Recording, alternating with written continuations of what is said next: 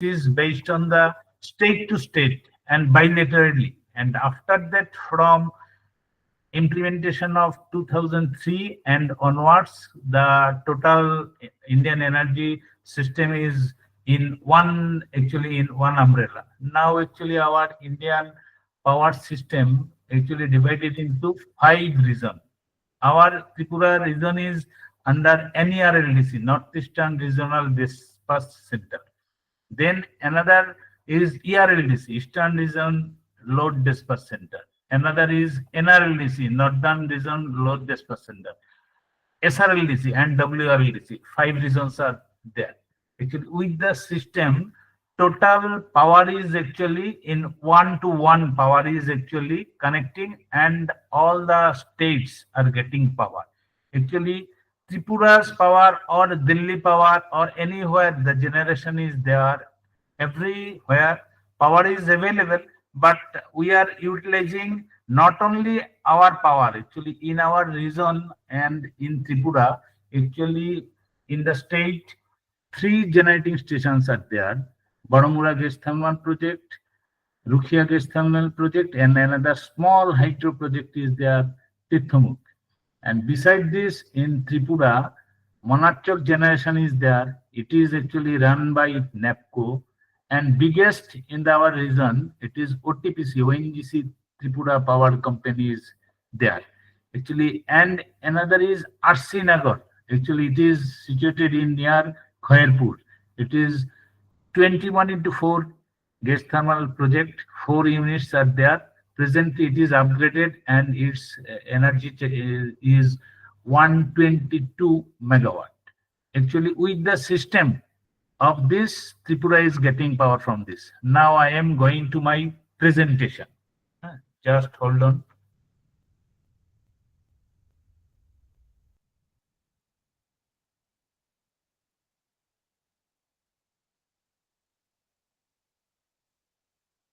Can you see the PPT? Hello. No, No, sir. sir. Can you see? Hello. No, sir, we cannot see. Acha, you are not seeing. Now it is. No, sir.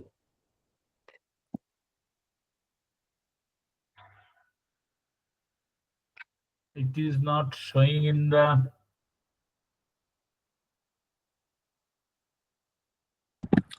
Sir, click on the present now button. It is just below. Below it is present. Present now.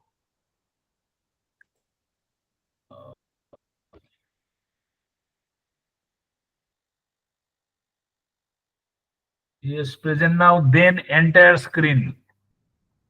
Yes, sir. Then that box I click there. Then to share. Then my presentation. Now, have you seen? Yes, sir. Yes, sir, it is present. Now it is presentable. Acha. Then actually today's my topics is power management and power trading activities in Tripura with Indian market. Actually, I am so happy that I have been actually called by ATAL, actually FDP program, by the actually some educationists. Actually, I bow down my head to all the educationists. Actually, I am here sharing only my activities in the power department, as well as in now it is named TSCL, Tripura State Electricity Corporation. Tripura State Electricity Corporation, having started it functioning in the year 2005 from 1st January. So actually before that also, the power trading activities started in whole over India in 2002 onwards, and from the very first day, Tripura is actually associated with that trading activities. That time, only the bilateral trading was there. Actually, that bilateral trading, say like Tripura, Mizoram. Actually, initially from Bonamunda project, actually 25% of the total generation are actually shared to Baramura, then 25% share to Manipur, and 50% actually generation is actually utilized by Tripura. That bilateral trading is initially started, and after that, actually after implementation of ABT in the whole over India, means availability based tariff. It is actually governed by the Central Electricity Authority as directed by Ministry of Power. All the actually states are under in a one umbrella, and that from that very beginning time, actually the frequency is the main factor in the power actually evacuation and the power system. Initially, actually, when we are in a student, we know that the if the frequency is 50, means the availability and power demand are in same position. Means if frequency is higher, then actually you can draw more power from the system and others. But due to some congestion and others, now the scenery have been changed. I am actually in my topics is based on this. Now you have seen my the all activities. Have you seen? Hello. Yes, sir. Okay. Then the activities of the power market presently actually based on the bilateral trading. Actually, bilateral trading means say Tripura, Mizoram, say Tripura, Delhi, Tripura, West Bengal. There is a actually financial criteria is also there. If say from power market, if I am giving some power to say X state, say West Bengal, if they are not actually paying the payment from in right time, or Tripura is not actually taking some power from other state also, he is not paying the payment in right time, actually that time actually so many actually complication is comes for the payment and others. For this, Ministry of Power and the C has come in a umbrella, and that time all the power market is under the control of the some rules and regulation. Then the CERC, Central Electricity Regulatory Commission, has introduced and started their function. On that basis, now in a, this is the in streamline. And after that, the started the trading activities in all the states. Actually, in our region, say in our NER region, now it is the actually the winter season. But you see in the southern region, it is now in the hot, now in the in not totally hot, but the scenery is actually different. Not winter is there. Different type scenery actually in our country.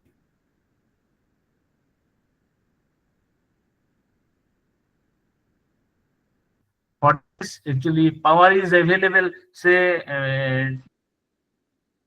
in NER, power is available, but that power is not actually consumed by for the whole actually own generation as well as the central sector generation. Now that excess generation, now we trading with the other state through actually that reason means RLDC. RLDC is the main actually practical role, functioning the practical role to the all the states. Actually, you cannot actually violate all the things.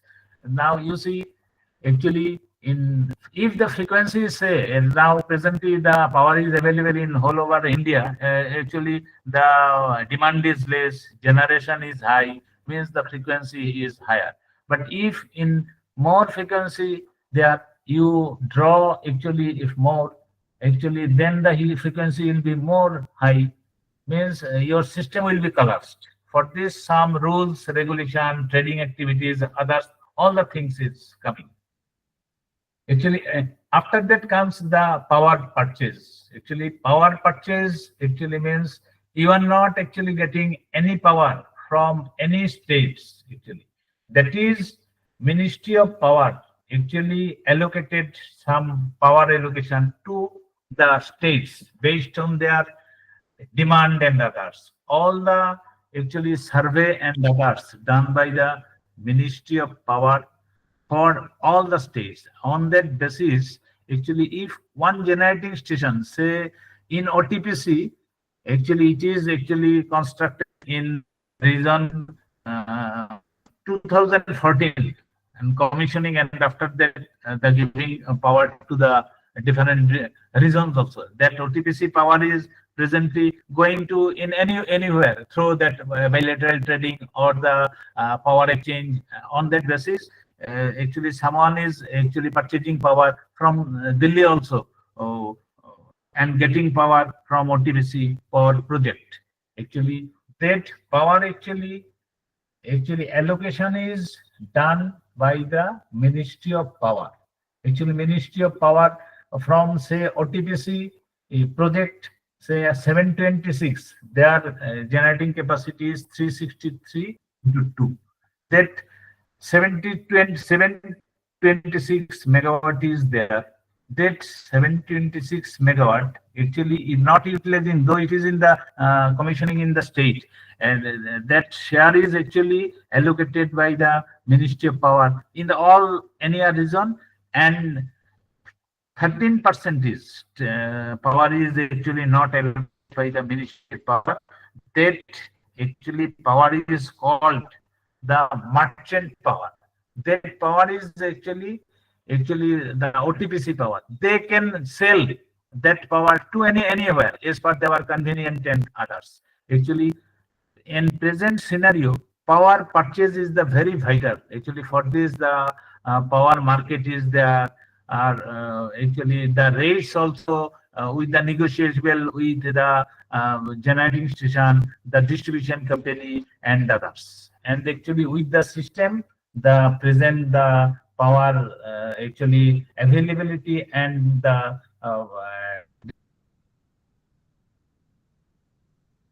the Indian Energy Exchange started their activities in 2008. Actually, it is one thing. It is one type of actually share market. Is close bidding is there. Actually, someone is bid for the power sale. Someone is bid for the power purchase. Actually, for power purchase, someone if anybody is deficit in power, they require the power. From where they will get the power? Exchange is there. Means if they bid that exchange and purchase that power from the exchange, side by side, some seller is also there. Seller is there. I actually purchaser is not actually know the who is the seller.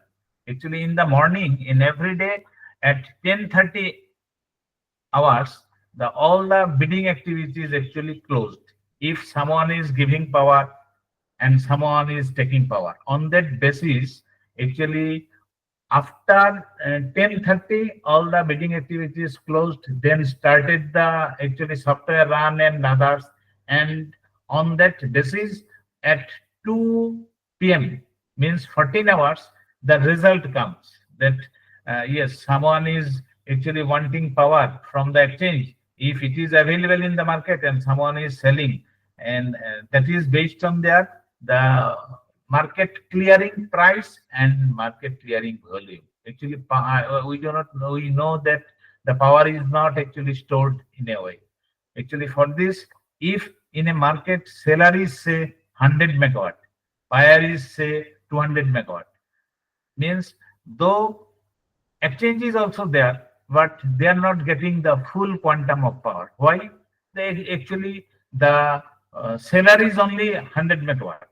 Means generation you have the 100 megawatt generation, but utilizer is 200 megawatt. It cannot be actually shared to the purchaser. Means after that, the on proportionate way, it is distributed to the power purchaser. Actually, on that basis, the now the Indian power market is actually governed, and all the states as their needs they require the power and purchase the power from the market or sell the power their excess amount quantum from the market also.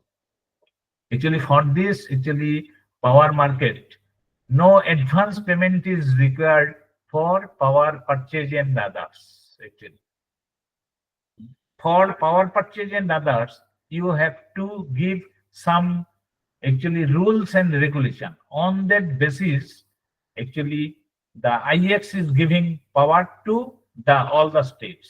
For the Tripura state, actually we have exercised with the NVVN, means NTPC, one organization. We everybody knows the NTPC. NTPC is the pioneer of the project, as well as the generating company also. They have the subsidiary wing there. It is called the NVVN, NTPC Vidyut Vyapar Nigam Limited. Actually, for Tripura, from 2016 onwards, actually cross-border transaction. Actually, Tripura is the surplus power presently also. On that surplus power, government, as per the direction of the government of India, actually Tripura is giving 100 megawatt, initially 100 megawatt to Bangladesh, and in 2016, 2017 again it is increased 60 megawatt. 160 megawatt is giving power to Bangladesh through bilateral mode also. I think in 2021 that agreement was closed, and again it is actually increased up to 2026, and the quantum is also increased. That quantum is now Tripura is giving maximum 160 megawatt power to Bangladesh as per the directives of the government of India and the Ministry of Power rules and regulation. How the power system is actually run. Actually, if anybody, when actually in the year 2000, before 2000 and before that, actually 1990 and onwards up to 2000, actually discipline in the power scenario was not there in whole over India. That time the isolate mode, the power generation and others is doing in the isolate mode, means they are running on their own. Say Tripura have generation during that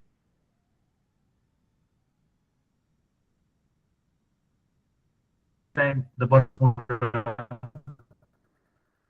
that Brahmaputra power Tripura is utilizing in own. That system actually disrupts the total time shipping was there. At present, actually, after implementation of the ABT, availability-based tariff in 2003 onwards, actually, that type of actually tripping and others more or less present scenario tripping in one region. Actually, this is due to storm, transmission constant and others. Beyond this, actually, presently, actually, the disruption of the generating station as well as the substation is very, very less also. So how present scenario is of the SLDC and others is going and others. Their demand actually, demand supply and gap actually for SLDC state load data center is actually looking all the activities of the state and others. That load actually going to the public means the consumer and others. But there we do not know, or the SLDC peoples or the system do not know when the public consumer run their machine or any industry will run their machine. For this, actually, URS means unrequisition schedule. In the morning at 10 a.m., instruction of the Ministry of Power and the CEA, NLDC National Load Dispatch Center declared the quantum of the generating station, the how much giving power to the different state. In the morning at 10, it is declared. And after that, that declaration is based on the demand of the state and others. That is called that if it is not actually utilized, that power is going to the system. That system is based on the frequency. Presently, the power system during the peak is actually very vulnerable for all the states. During peak time, actually everybody needs the power. That actually not availability of the power also. For this, the state is planning, excess planning is there. On that basis, they are actually taking the power from the bilateral mode or the exchange or from the system and others. Then actually DEM market started means IEX.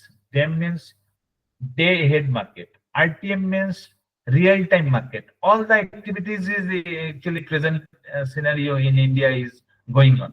If you need any power or if you have surplus power, you can actually sell or the purchase in through IEX market.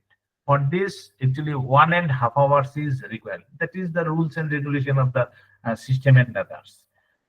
Initially in 2000 and before that, we know that the transmission line is there. We are giving the transmission charges to the different transmission utility, transmission company and others. Presently, it is actually in on different way. It is going on in the name of the GNA, General Network Access. How the General Network Access activities is going in all the states. Ministry of Power, Government of India, actually one survey is there. They actually give all the data, take all the data from the state. On that basis, 3 years average data they are taking. That 3 years average data GNA is there, means general network access, means Tripura's say last 3 years average was peak demand 311 and Ministry of Power is giving 311 GNA to Tripura. Tripura is allowed 311 megawatt from the total system. Now Indian total system is under in one umbrella in 5 regions is there. On that basis, the transmission system is going on, and the demand supply gap is there. In the morning, everybody knows their state demand. In the demand in the peak, how much the demand will be there, how much availability is will be there. On that basis, they are planning. If shortage is there, they can purchase through IX market also. They if they have the surplus, they can sell it to the market also. At present scenario, actually, power is not actually any power is not ideal also. If any generating station wants to generate, they can send it through the Indian energy market system and others. For smooth functioning and the others for the discipline, the everyday morning and night before that also, but the last time is the 9. The every state's giving the load forecasting means what will be the state load for the coming days means next day day plus one day plus one in the morning all the states giving their forecast they in how much quantum is megawatt is required for next day.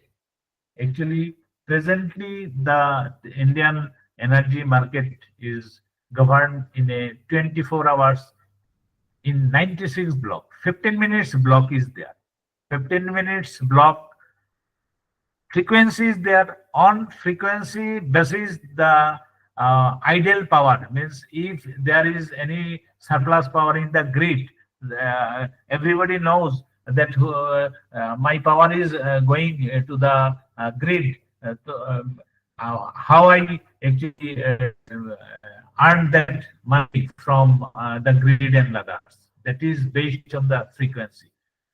Present scenario, the frequency 50 hertz. Frequency is the standard hertz. That 50 hertz rate, how the 50 hertz rates comes. Temp market is there, real-time market is there. Another thing is the ancillary market. Temp market, the total power purchase market, power sale market in the IEX, Indian Energy Market, exchange market is there. 1/3 of the average DEM market plus 1/3 of the RTM, real-time market, plus 1/3 of the that is called the regulatory reforms and others. On that basis, it is actually declared the 50 hertz rate. If say 50 hertz rate today comes say 3 rupees, when the frequency is actually in every time it is now changing. If it is say 50.01, uh, we know that the rate for 50,000 is 50 hertz is 3 rupees. If it is upper side, means the rate will be less. 3% of the uh, actual rate. 3 rupees is that 3% is 9 paisa. If it is goes to 50.01, the rate is 2.97 the rate. On that basis, if the frequency will be high, then the rate will be less. If the frequency is low, the rate will be higher. In Indian energy system, maximum frequency rate and others is 10 rupees. But presently, the frequency zone, band zone, is determined by the Ministry of Power 49.95 hertz to 50.05 hertz. If it is 49.95 and 50.05, if it is in between, means you are okay, no penalty is there, nothing is there. You can draw the power from the grid as per your requirement. You can and actually inject power from the grid to the grid also. If the frequency is 49.95 to 50.05. If the frequency is 50.05 and others, means the more power is available, then the rates will be zero. Everybody is then actually allowed to sell their power to negotiate. Means they stop the generation and reduce the generation. Means frequency high, for this they are less generation is there. If the frequency is demand and supply gap is there, frequency is automatically down to the grid. If the frequency is in the same level, it comes to the market, and frequency is 50 hertz or below, and within 49.95 and 50.05 range, yes, everything is okay. If sometimes in our system also we have seen the frequency is 1 or 2% time is 49.95 and below the, also, it is actually very harmful for the electrical gadgets and others. All the electrical gadgets are actually manufactured in 50 hertz, in between plus minus is there. For this, actually, Ministry of Power actually some penalty is there. When all the state generating station, the regulatory affairs is there, the regulation is there, state regulator is there. Actually, frequency is 49.9 and below, the 100% penalty is there. If the market rate is say 5 rupees, if you draw from the grid during 49.9 hertz and below, then you have to pay the 100%.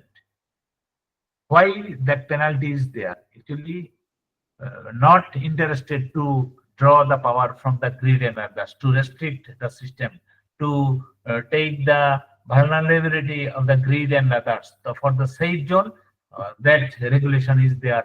For more penalty is there. Side by side, if the frequency is also high, means 50.1 and hertz and above also, it is also actually not good for the system and others. If anybody is that time overdrawing, means you are not paying anything, means you are actually encouraging, as you can draw more from the grid during the high frequency time. If during that time is anybody is actually injecting power also, he may be penalized also. For this actually system and others, now different regulation is actually implemented for Indian energy system. Presently, the Indian power actually availability and demand touches 2.5 lakhs megawatt in the peak times. In our state, in Tripura, it is actually maximum demand. In last year, we have observed 378 megawatt. This is in the month of the September when high summer season is there. Actually, everybody knows that Tripura Durga Puja and other festive days is there. The demand will be more. Actually, demand is more not only in Tripura during that September time is very crucial for the powers or generating station as well as the distribution company. During that time, actually demand is more, availability is also less due to continuous run of the generating station. That time they are taking the shutdown also. Sometimes the tripping is also to avoid such and such thing that energy exchange starts and the frequency is there. Am I audible? Actually, is there any actually question and or nobody is actually take some question regarding this issue? I can apply reply this also. Yeah, any question is there within this? Hello, hello. Yes, sir. Have you any queries up to this? Participants, if you have, Or I can continue. sir, please continue. Okay, then shall I continue? Actually, entitlement in everyday Ministry of Power giving. Now the actually the total system is not under only one states and others. In the any states cannot do anything by unilaterally. That is based on the total Indian electricity system and others. For this, the entitlement means in the morning at 8, Ministry of Power giving the entitlement of the generating station. Generating station giving their actually declared capacity. Yes, tomorrow I am generating such and such. In the morning by 8, all the generating station giving their declared capacity to the nodal agency means NLDC, National Load Dispatch Center, or the other RLDC also. RLDC is taking all the generating stations. Yes, I have such and such generation is there for tomorrow. Then they are giving the entitlement to the states as per their allocation. Allocation, how the allocation is come? Allocation is given by the Ministry of Power based on the population, per capita consumption, per capita income, industrialization. On that basis, actually, power is entitled to the state. Say for Tripura in 2014, OTPC, ONGC Tripura Power Company generation started. Initially, the generation was that time one machine is there 300 megawatt. Then they have started their generation second unit also. That comes to 600 and 650 megawatt they are generating. From that generating station, all the 7 states are taking the allocation by Ministry of Power. And earlier I have said the merchant power is there, that 30% is they have the full right to give any power to any state. This is their business strategy. Side by side, the strategy of the company and others for making money or helping other state also. That entitlement is based on the DC of the state, and after that, the Ministry of Power giving the state-wise entitlement for tomorrow. The state of Tripura, you will get say 200 megawatt from different generating station. On that basis, Tripura is knowing that yes, tomorrow my entitlement is 200 megawatt from the central sector generation and others. That is only the central sector generating station entitlement will be there. Beside this, the state generation is also there. In Tripura also, say Baramura generating station, Rukhia generating station, and the Tithmur generating station. It is the state-owned generation. It is full generation will be utilized by the state. For this, no entitlement is required. Tripura, no, yes, from Baramura, Rukia, and Tumuk, I have say 90 megawatt power. My entitlement is 200 megawatt given by the Ministry of Power. Means I have 290 megawatt for say tomorrow. Then the load forecasting is there. Tripura is actually giving the load forecast. Yes, in 96 block, my forecasting is such and such. My requirement is such and such. If it is within 290 megawatt, I think it is quite impossible. It is within say 290 megawatt. It may be plus or minus. Plus means you have to purchase the power from the energy exchange or other sources bilaterally. And minus means you have the surplus power. You can sell this power to the exchange also. If you are not interested to in the exchange market also, that power goes to the system means UI. UI is based on the frequency and others matters based on. Now that UI is renamed as deviation settlement mechanism. Why it is called the deviation settlement mechanism? Actually, for say Tripura cases, the demand is given by say 200 megawatt, state generation is 90 megawatt. By my load forecast is sometimes it is 300 megawatt, sometimes it is 280 megawatt. When it is say 300 megawatt, uh, I purchase this from the market or the system. You can draw from the system also. If the frequency band is there 49.95 to 50.05, if it is within that band, okay, no problem. There you can draw or inject whatever power is available you or the as per your requirement.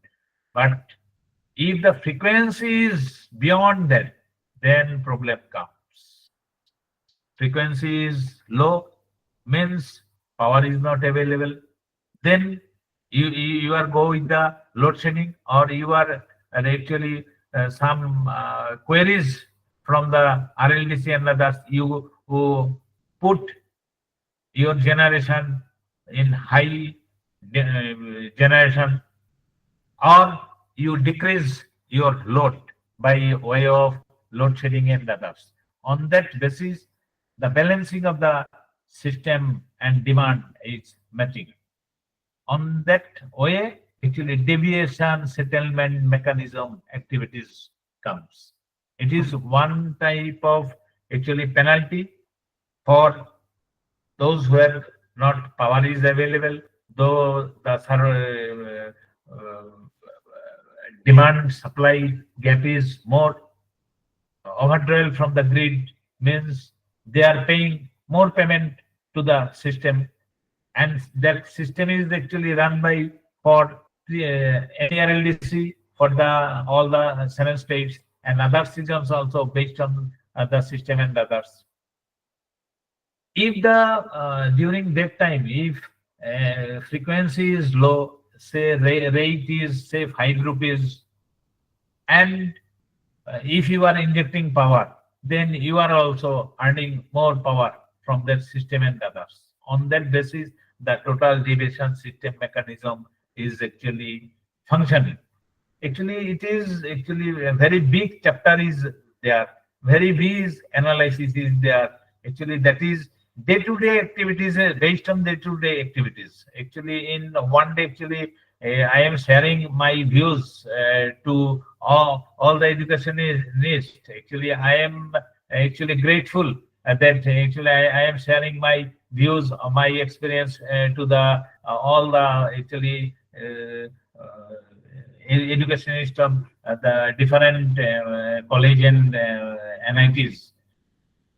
Actually, that sharing of the knowledge and others is day-to-day activities. A different type of actually scenario comes. We are facing different problem is there. Sometimes whole the generation is there. Sometimes storm is there.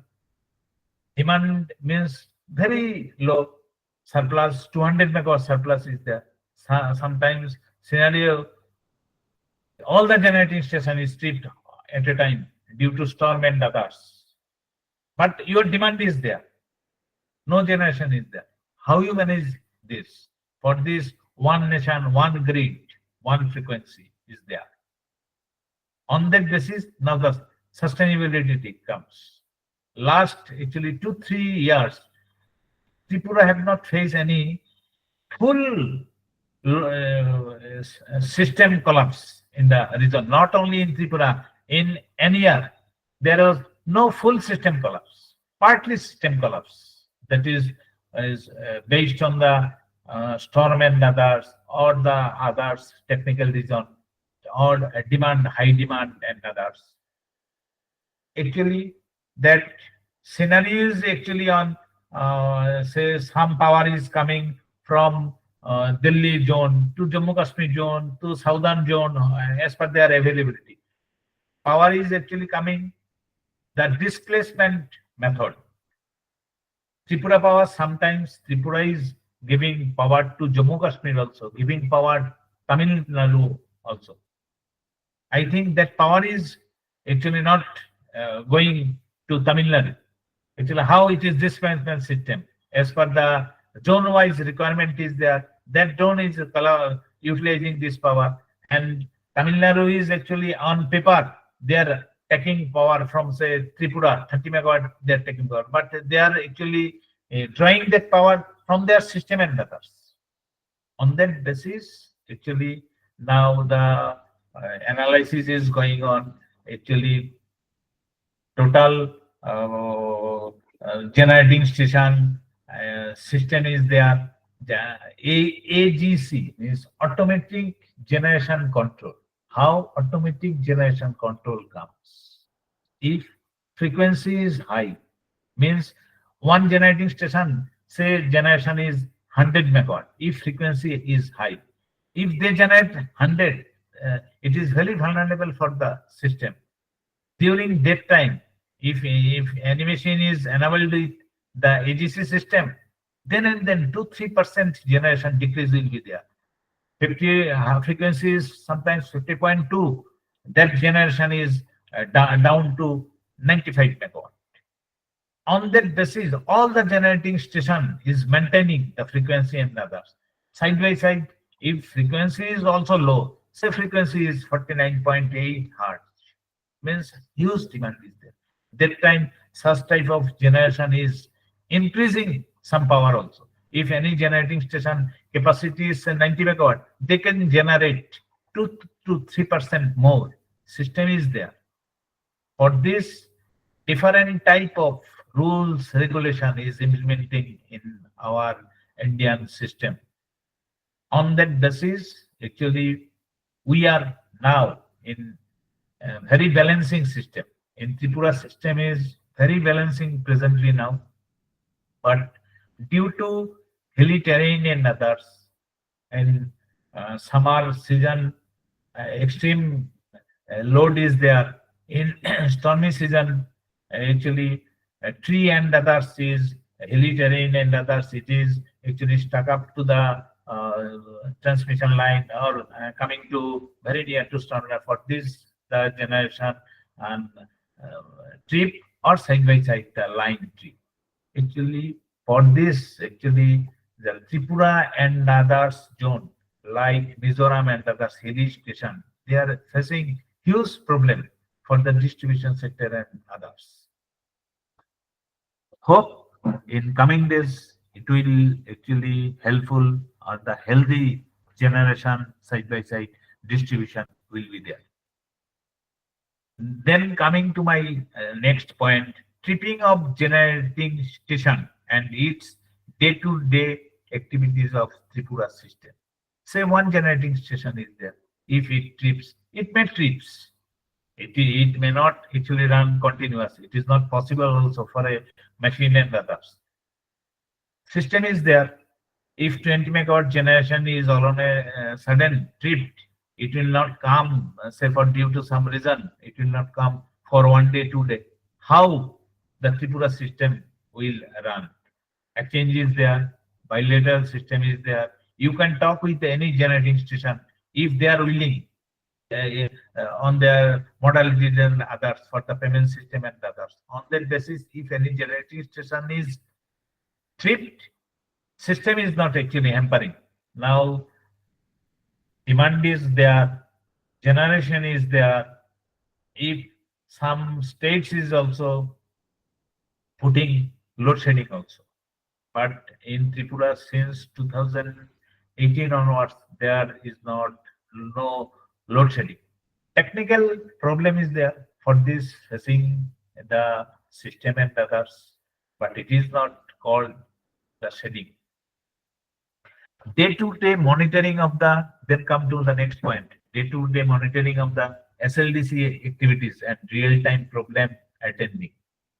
Presently, not only in Tripura SLDC, in other zone, say Assam SLDC is there, Nagaland SLDC is there. They are looking all the system in different generating station in the state zone or the central sectors data. Everything is come to the SLDC, state SLDC. They know, yes, the NEPCO now generation is 300 megawatt. Yesterday the generation was 350 megawatt, but today is 300 megawatt. Means 50 megawatt generation is less. Then they can see the entertainment also. On that basis, on their allocation, their demand is manipulating by their own way. If demand is there, power is not available, or the schedule is not available, how they run their machine? The state or the consumer give the power to the consumer. They give the power to the consumer on the basis of the penalty and others. The frequency. If the frequency is high, okay. If they can draw more power from the grid, they are actually profitable. Means they have not give any payment to the system. If frequency is, it is now balancing. Frequency is now balancing. Sometimes it is frequency is beyond that band 49.95 to 50.05. Most of the time it is within this time. 70 to 80% is beyond and within this band. 50.05 and above, as per the survey and the analysis we have seen, it is 10 to 12% time above. Actually, 9 to 12% time is below the 49.95 band. The time actually maintained to the grid and system is vulnerable for the system. For this, actually, IEX activities done. Yeah, when you see the frequency is low, it is going on in continuous, then you can purchase from the market. Otherwise, you go with the load shedding. If you are not actually in continuous drawing from the grid, then the SLDC is look all the things. Then SLDC is giving you the cosan. You are drawing more power from the grid. You go with the purchase or you go with the shutdown. On that basis, actually all the states load dispatch center is functioning. Shutdown of the different line and the generator with commercial issues. Sometimes due to storm and others, or due to vegetation, the transmission line actually takes the shutdown. Means public is not giving or the taking power from the system and others. That time the local announcements is actually invited by the department and the public also. No, yes, tomorrow sometimes the power will not be there. Then they manage all the things. But all of a sudden, in real time, in a storm weather or wind is coming or the huge fog is there, different problem comes with the generating station and others. How the generating station is during winter? If huge fog is there, in fog is water contamination is there. That fog, air filter is there. Air filters stuck the air. With that air, water is there. That air filter now then got the choked. The generation is less. In one reason winter is there, another reason summer is there. In that area, winter is there, loaded less. That area is summer, load is high. Actually, on that way, actually in our Indian system, right from Jammu Kashmir to Kanyakumari and the Gujarat to Manipur, that if you divide in the four way, that way actually the Indian electricity is presently the system is governed. Another for Tripura cases, it is the very extraordinary cases in cross-border transaction start in our region. This is the very first time in 16 March 2016. Tripura is giving 100 agreement is there and giving 100 megawatt power to the Bangladesh, means Kumilla. Kumilla is very adjacent our Sonamura city town. And after 17th March 2017, Tripura's generation is there, surplus power is there. Government is India is also allowing Tripura to give more power to Bangladesh. Accordingly, Tripura is giving power to Bangladesh also. Again on 2021, agreement is extended up to 2026, and more power is giving to Bangladesh also, and accordingly earn some amount money also from that cross-border transaction and others. Sale of power to Bangladesh and collection of meter data from SM Nagar. Then SM Nagar is Surjanagar 1 400 kV substation in Tripura, but it is charged at 132 kV system. That 132 kV, two lines are there from SM Surjamani to Kumilla. On that basis, Kumilla is taking power. It is very peculiar thing is there. Indian system is actually governed in Kumilla there. If Tripura's frequency is 49.9, Bangladesh Kumilla frequency is 49.9. But Kumilla is actually detached with the Bangladesh system. Those feeder is actually having aided with the Tripura system. They are under control of the Tripura system, Tripura regulation, Tripura frequency and others. Sometimes we are actually giving instruction or the request them, please go down your demand. Means due to our actually availability and the storm scenario, the generation is outage and the more or outage of the demand. That way, actually, Tripura is giving power to Bangladesh also. And arrangement of power during contingency and real time. During contingency and real time means power is now presently available in the IEX market, Indian energy market. Initially, Indian energy market started at 2008, July onwards. And after that, in presently in India, three exchanges there. One is Indian Energy Exchange, another is PXIL, Power Exchange India Limited, and another is HPX, Hindustan Power Exchange Limited. All the three exchanges functioning in India, and all the activities of the exchange closed 10:30 hours in every day, and in the evening by 3, all the states know how much their requirement. If they are giving power to the exchange, they know their demand and the system injection, whether it is acceptable by the IEX or not. If accepted, they are giving power to the grid or purchase the power. On that system, the total contingency and real time is maintaining. To maintain the grid and others, sometimes the DSM's regulation, amendment of DSM regulation is continuing. Actually, DSM is actually presently based on the frequency based. In Indian market is now based on the frequency. If frequency is 15 hertz, you are overdrawing, then you are giving less money. If you are drawing more power from the grid during low frequency, you are giving high price to the exchange also. And then come to the bilateral transaction with Mizoram, and what I have been telling you earlier also.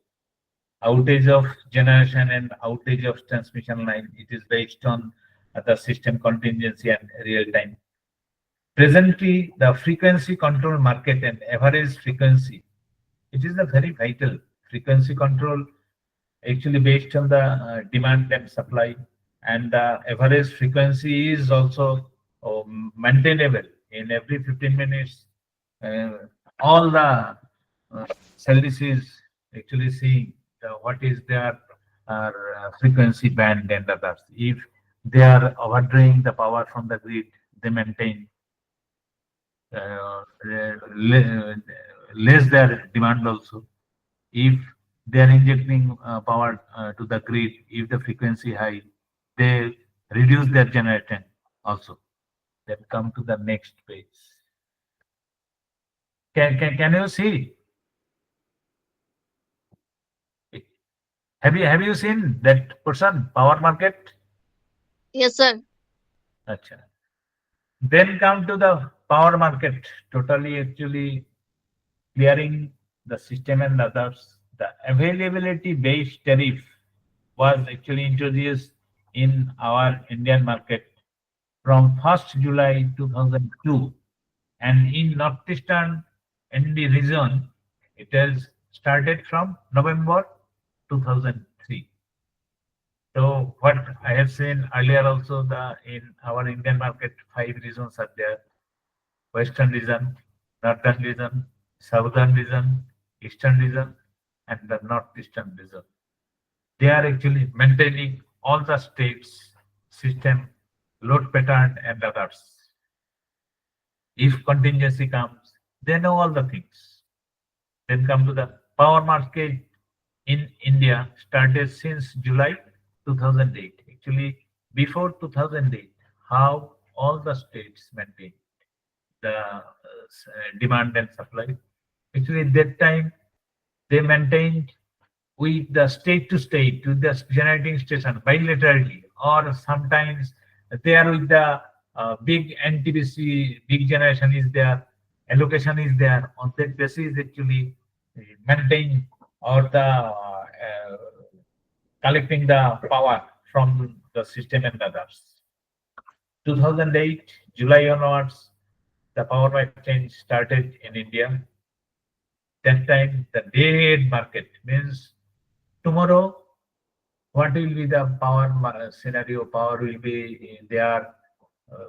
If anybody is actually surplus, if anybody is actually shortage, they are going the exchange market. That is called the time market. And after that, the real time market starts. Means within 1.5 hours, you can actually get the power from the market also, or sell. If you have surplus power, then you can sell this to the market also. Actually, how the surplus comes? Say, all on a sudden, the storm comes, all the demand, all on a sudden 50 megawatt demand less. So with that power, your availability is same, but demand is less. With that power, what can you do? The real-time market introduce, then you can sell that excess power in the real-time market after 1.5 hours. And in Tripura, cross-border transaction started from 16 March 2016 through Surjamani Nagar. In Tripura system, you see the allocation of power from CPSU, Central Power Sector Utility. Actually, in our region, Loktak generation is there. Actually, Loktak generation is maintained by NHPC, National Hydroelectric Power Corporation. Loktak is situated in Manipur. They have 105 megawatt capacity is there. From 105 megawatt, Tripura's actually allocation is 12.93 megawatt. Means my percentage 12.3 was is actually determined by the Ministry of Power.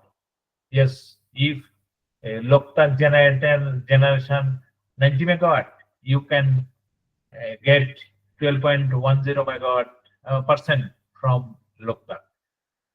Then one NEPCO generation is there, Khandong. It is situated in Assam. Their capacity is 50 megawatt. Another project is there at Kopili. The capacity is 25 megawatt. Kathalguri, it is thermal based. Arsinagar in Rukhia in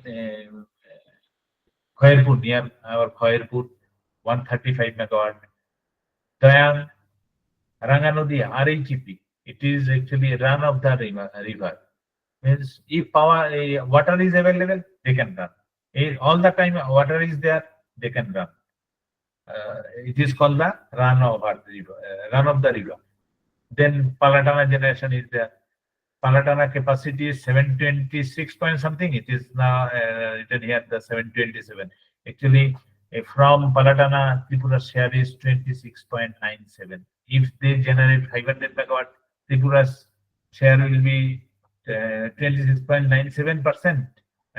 After calculation, comes to say 150 megawatt.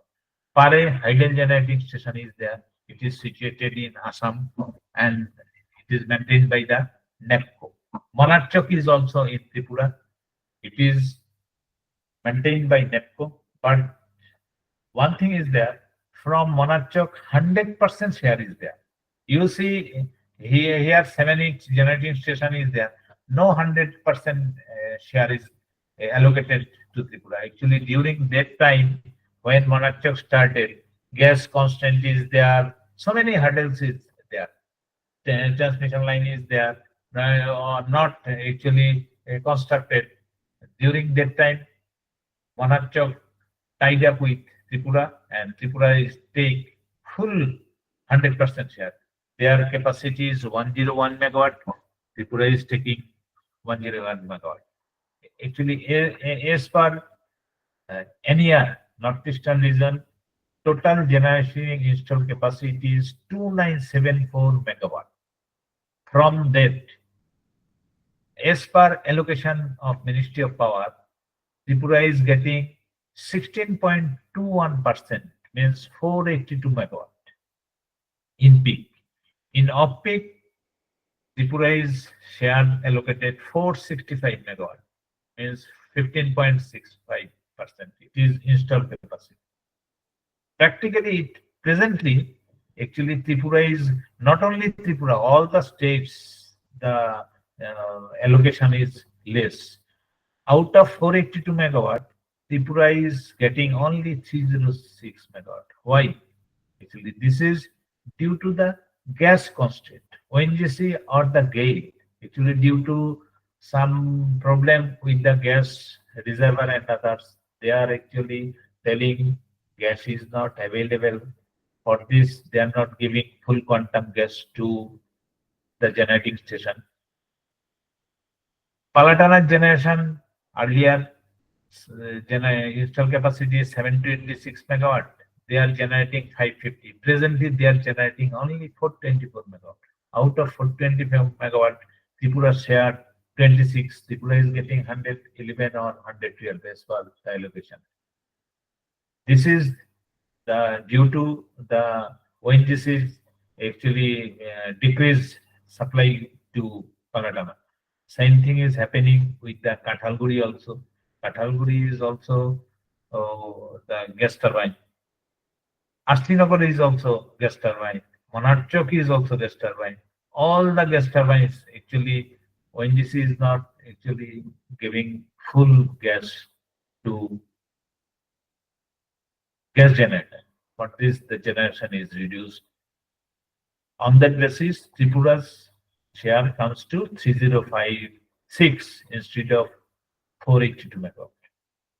Presently, Tripura is getting power from Loktak 11 megawatt, from Kopili 11, Kopili stage 2 2.19, Kathalguri 13, Arsinagar 9, Dayang 3, on that way 306 megawatt.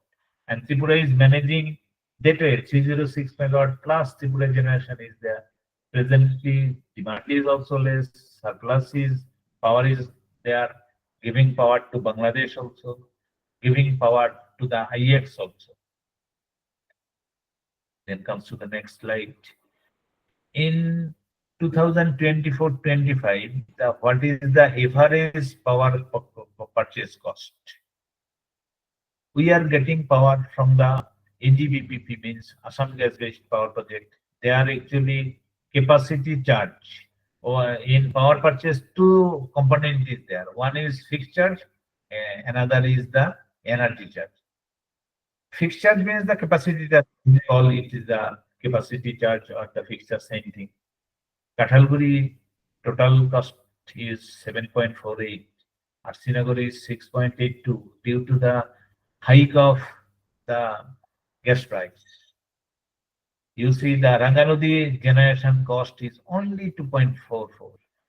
There the run of the river, only fuel is water. Palatana generation cost is 3.43. Bongaigaon, it is actually maintained by the NTPC. It is situated in Assam. Their generating cost is 5.34. On that basis, actually, the Ministry of Power and the allocation and the price raised, the total list is there. In our region, in area region, the three generating station cost is high. One is Kathalguri, its generation cost is 4.72. Another is then to Arsinagar, it is 4.39, and the Bongaigaon is 2.94. The average power purchase cost from the central sector, actually Tripura, as per allocation, Tripura is actually taking power from the different generating station.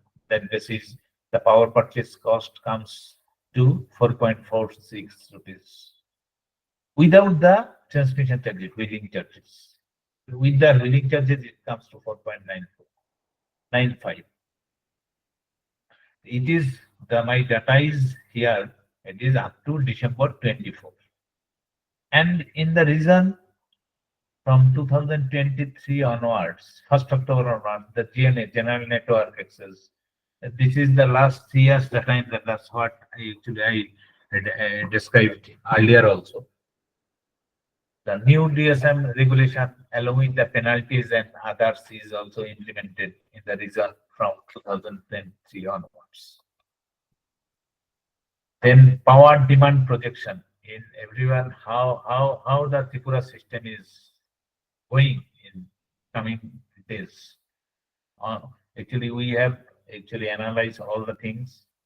We are actually, as per Ministry of Power, EPS, Energy Power Survey is there. On that basis, in every year from 2025-26, how our demand will be there, how we mitigate this.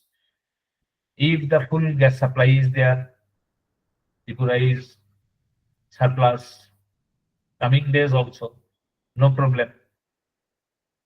That is depend on the gas supply. Actually, Tripura's 85% generating station is based on gas.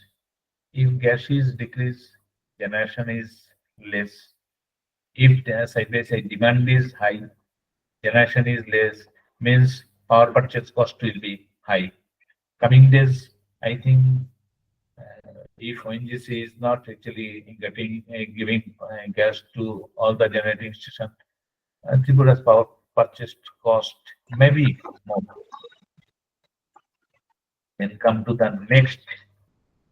Month-wise, maximum state peak demand and others. We are actually analyzing all the things in 2023-24, the total highest generation during June, the demand was 362 megawatt. On that basis, actually, some actually graph is there.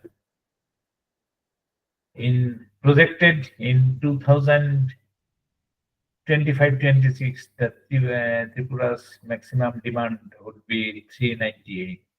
26-27, it is 418.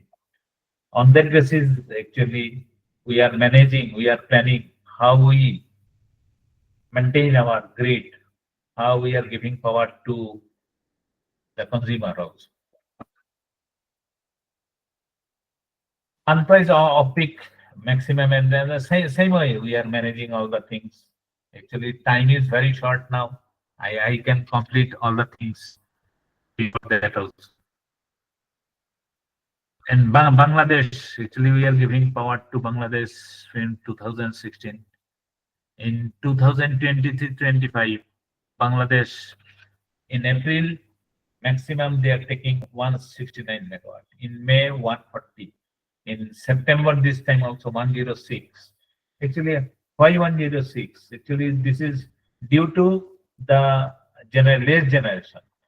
Due to less generation, some transmission constant is there.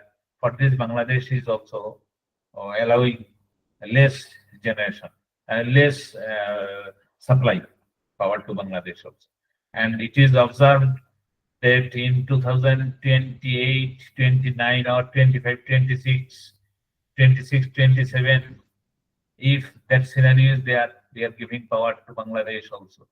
Though Bangladesh agreement is up to 26, it is based on the government of India's direction and others, whether it is continuing surplus is power in Tripura, we are giving power.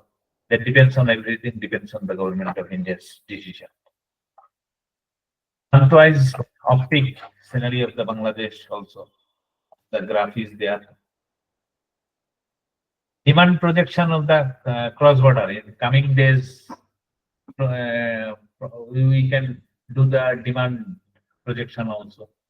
If we are not actually projection analysis is there, we do not know the demand will be, say, after 1 or 2 years, how much demand will be for Tripura. If I am not planning there, I cannot purchase or generation will be there. In Tripura now planning to introduce Rukia Units 3 to upgrade. In the presently, it is the open cycle. It is the planning. It is to close cycle.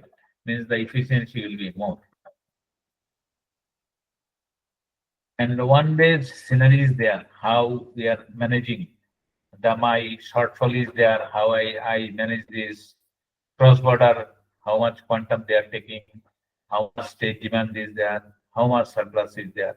And every day the analysis is there. If anybody wants to know or desires to know, come to the State Electricity Corporation and come to me also. I can, as per my knowledge and others, I can share my views. Actual state demand and projected demand, same thing is there. If I am not projecting my demand and others, how I manage in the coming days. Clockwise state demand is during December, last month. So what is the 96 days? During December, all the times Tripura is surplus. Not only Tripura, I think our region, any region is surplus. We are injecting power to other region, means helping to other region. So for challenges and before completion my actually presentation, if any queries is there, it is feel free. You can ask me what my actually capacity. I can give you the reply. Please, any queries is there, or I can just complete the challenges and the issue and complete my presentation. So, Sir, I have a query. uh, Tell me, thus, Actually, Tripura is completely dependent upon gas turbine power plant. right, All the companies, that is NEPCO, State Electricity Board, ONGC, all are extracting gas for production of electricity. So right. why all are using this our resources? Because we need a sustainable energy, but we are using all the resources.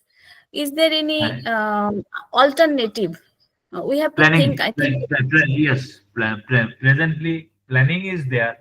Actually, for this, government of India introduced Prime Minister Surya Ghar project. Prakalpa is there. Solar house to house solar project is there. If anybody take that facility, come to State Electricity Board office or come with the TSCCL website, you can see all the things. Government is giving subsidy up to 3 kilowatt. I think 86,000 money is giving returnable basis right from 1 kilowatt to 3 kilowatt.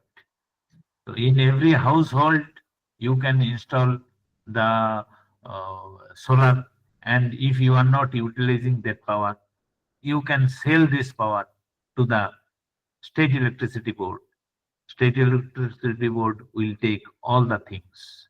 On that basis, actually, Tripura is planning to reduce the gas consumption and others. Not only in Tripura, government directives is also there. Priority it presently is the gas for electricity and others for the third or fourth uh, consecutive in packing position. Earlier, the front runner was the gas turbine and others. Now it goes to means government is actually allowing all the states and the companies go with the solar and others. Please tell me another query.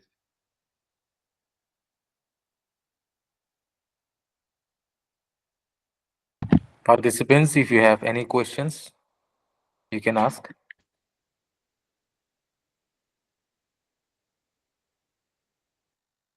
Then I my just last slide is there. Challenges and issues. Then I can complete with this slide. In Yes, real sir. time, pardon? Can Yes, I? I have question, sir. Yes, tell me. Sir, just we have discussed that there is a we are using only gas power station in Tripura. So there is a water is I think water is available. There is not any uh, hydropower station in Tripura? In Tripura, small hydropower station is there, Tittamuk. Earlier, its capacity was 3 into 5 install capacity. It is actually commissioned in the year 1971. It is what my knowledge is there. I think it is by BHEL. Actually, now it is about 50 years.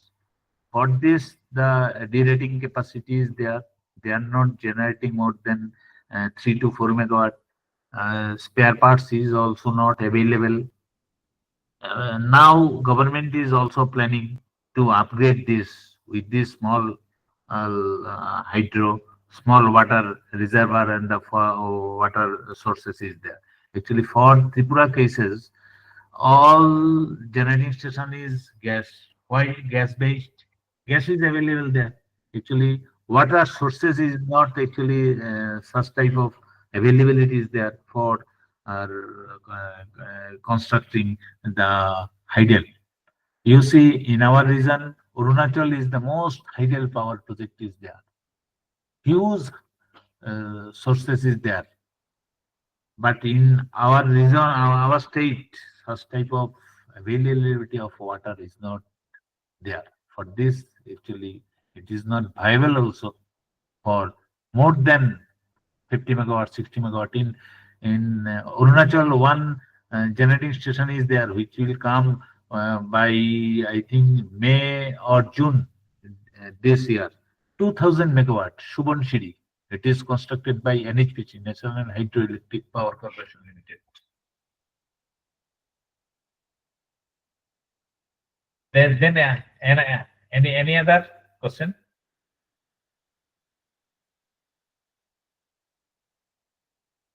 Hello. Any questions, participants?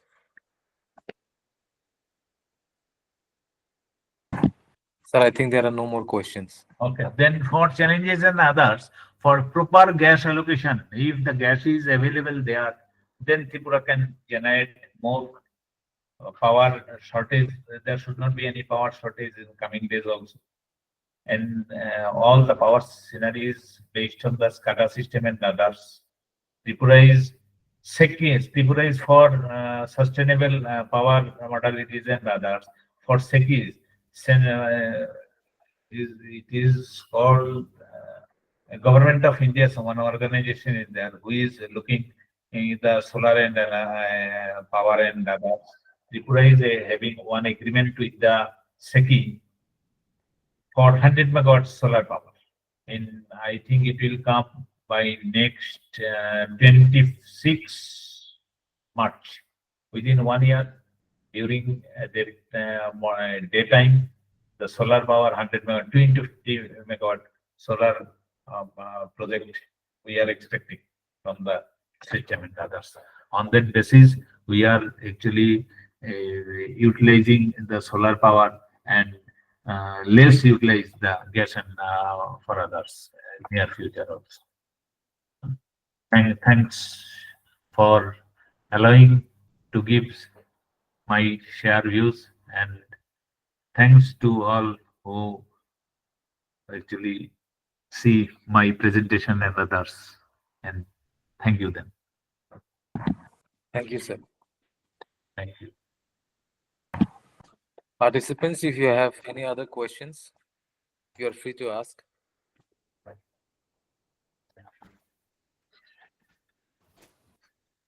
Okay, sir. We are very much thankful to you.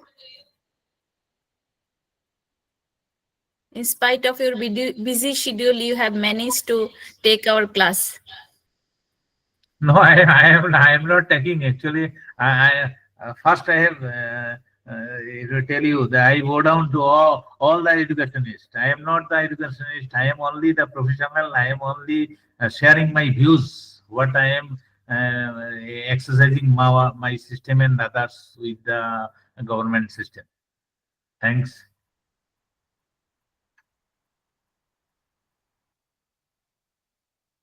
Ronila, sir, you can conclude.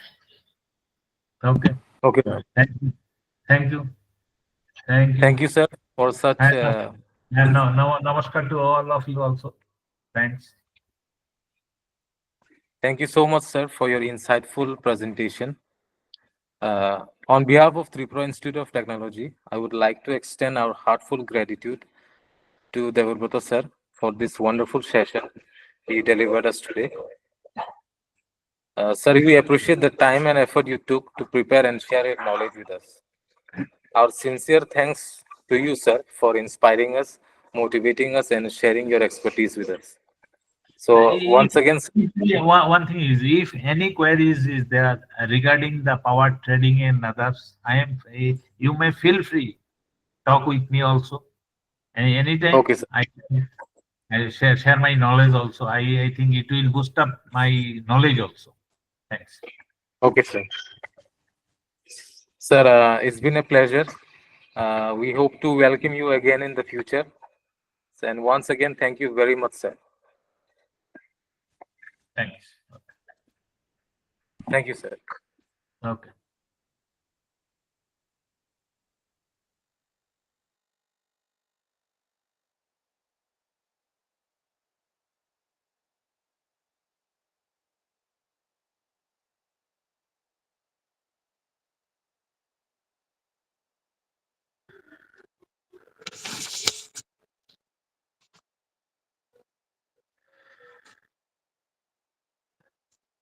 Good evening, everyone. Am I audible? Yes, Jodip sir, you are audible. Okay. Thank you, Pranala sir. A warm welcome to all the participants and our expert speaker of this session, Shri Mangesh Kumar, Senior Manager, BHL India, to the 6 days online faculty development program on energy, sustainability, and climate change, organized by Department of Electrical Engineering, Tripura Institute of Technology, Noshingur. Myself, Joydeep Sutradhar, lecturer, Electrical Engineering Department, TIT, and Sri Shajol Burma, Associate Professor, Electrical Engineering Department, TIT Noshingur, are the host of this 10th session of this FDP. And the topic is approach toward energy, sustainability, and climate change in Indian context.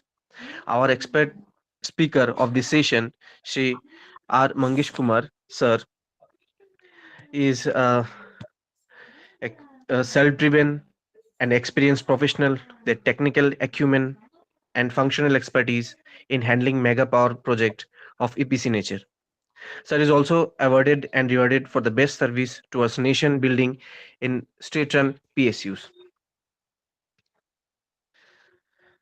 Sir is working for BHEL, Bharat Heavy Electricals Limited, for more than 16 years and served different positions like senior manager, deputy manager, senior engineer, etc. Sir has completed his bachelor degree of in electrical engineering from Anna University, postgraduate diploma management in industrial safety and health environment from Indira Gandhi National Open University, and postgraduate degree in executive management from NSB NTPC School of Business. Now, uh, to continue this session, I would like to hand over the session to Sir R. Mangesh Kumar. Sir, over to you, please. Thank you so much, Joydeep. Yeah, thank you, sir. Sir, you can continue. Yeah, 1 second. I will share my screen. Yes, sir.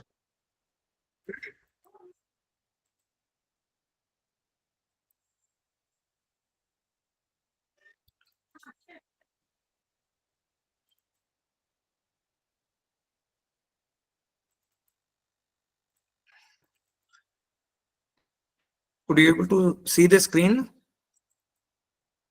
No, sir. No, sir, no, not yet. 1 minute. Is it visible? Yes, now Yes, it sir. is. Now it's visible, sir.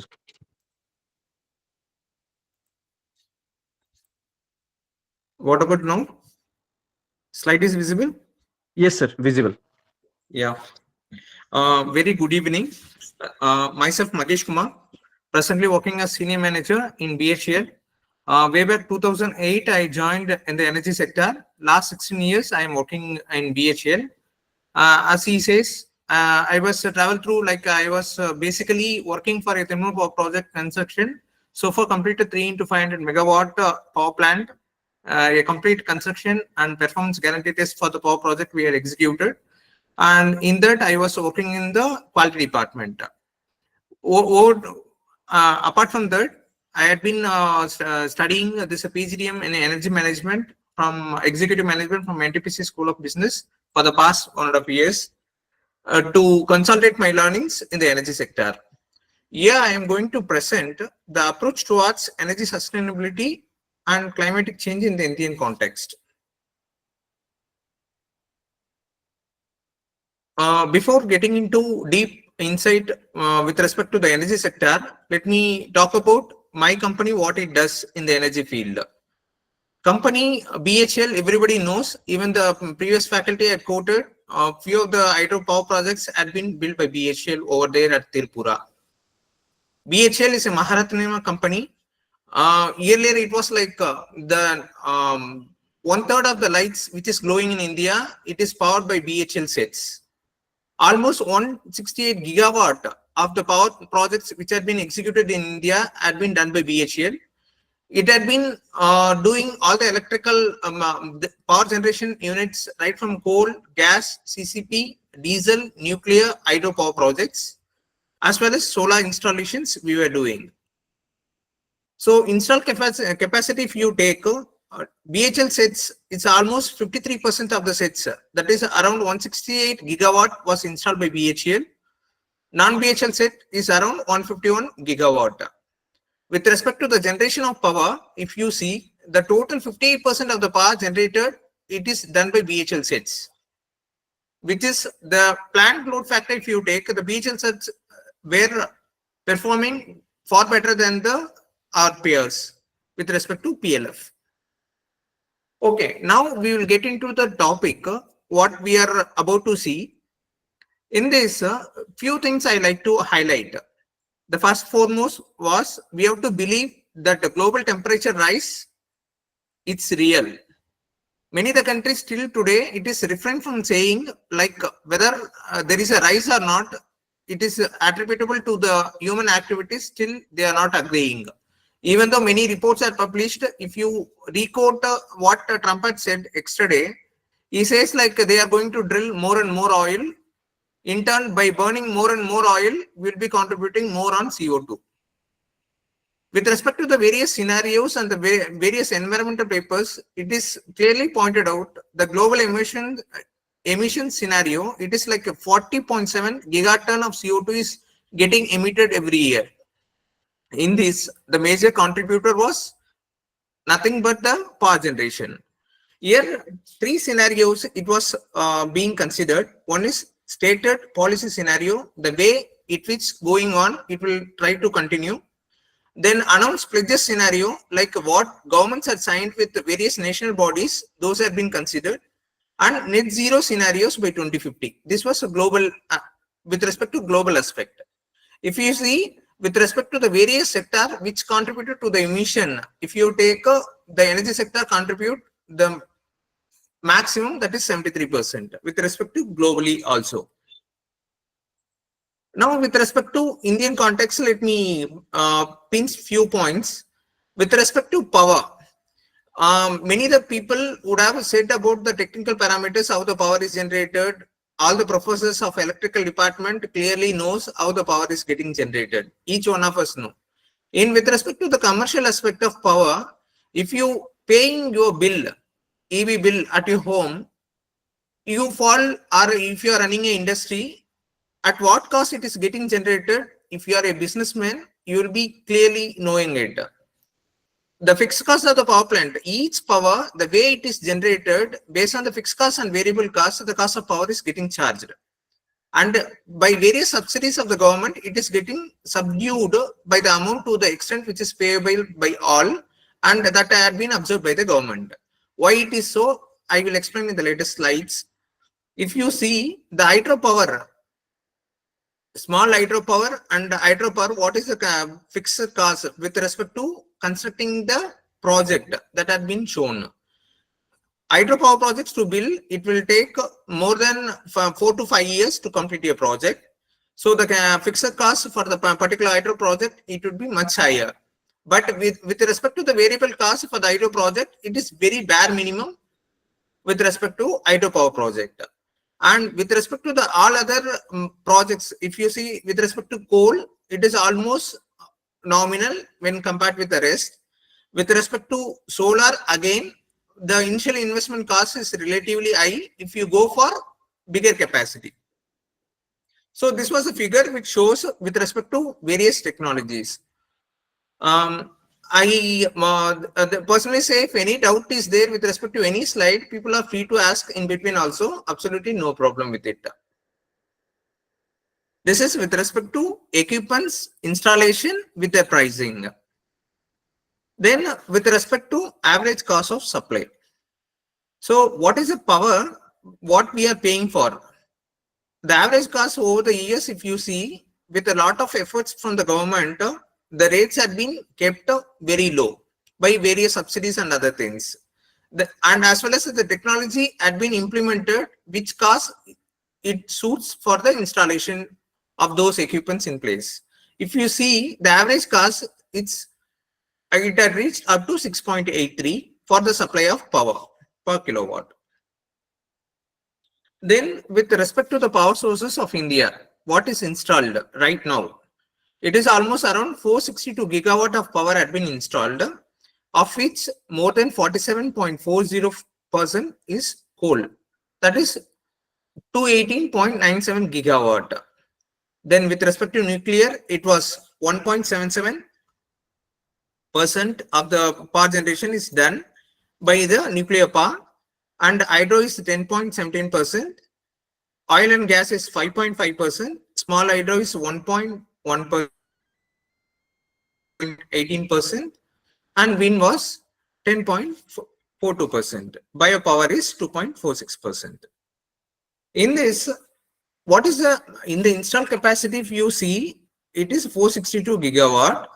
When it comes to the generation, if you see how much is generated in billion units, here it had been shown here. Over the years, it had been in the rising trend. The amount of power generated, it had been shown in the graph. Then with respect to the power sector overview, as you know, power generation, it would be done in far off places. Then it would be transmission would be done over the kilometers, and it would be distributed further to the homes, to the establishments where it is required. If you see the amount of power generated, it is 462 gigawatt, and it had been transmitted more than 4 lakh kilometers. Based on the various requirements between the states, it had been transmitted. If you see the transmission losses, it would be area of interest for all the professors over here. Till today in India, we were the transmission loss is in double digit. It is there. It is around 18%, including pilferage. When in case of developed countries, it is in single digit, around 8%. It's hovering around 6% to 8%. There a lot of scope is there where we can invest our mind and energy to reduce those losses. Then if you see, then the distribution, the units and the consumption, there is also between distribution and consumption also there is a gap. You could able to observe with the values.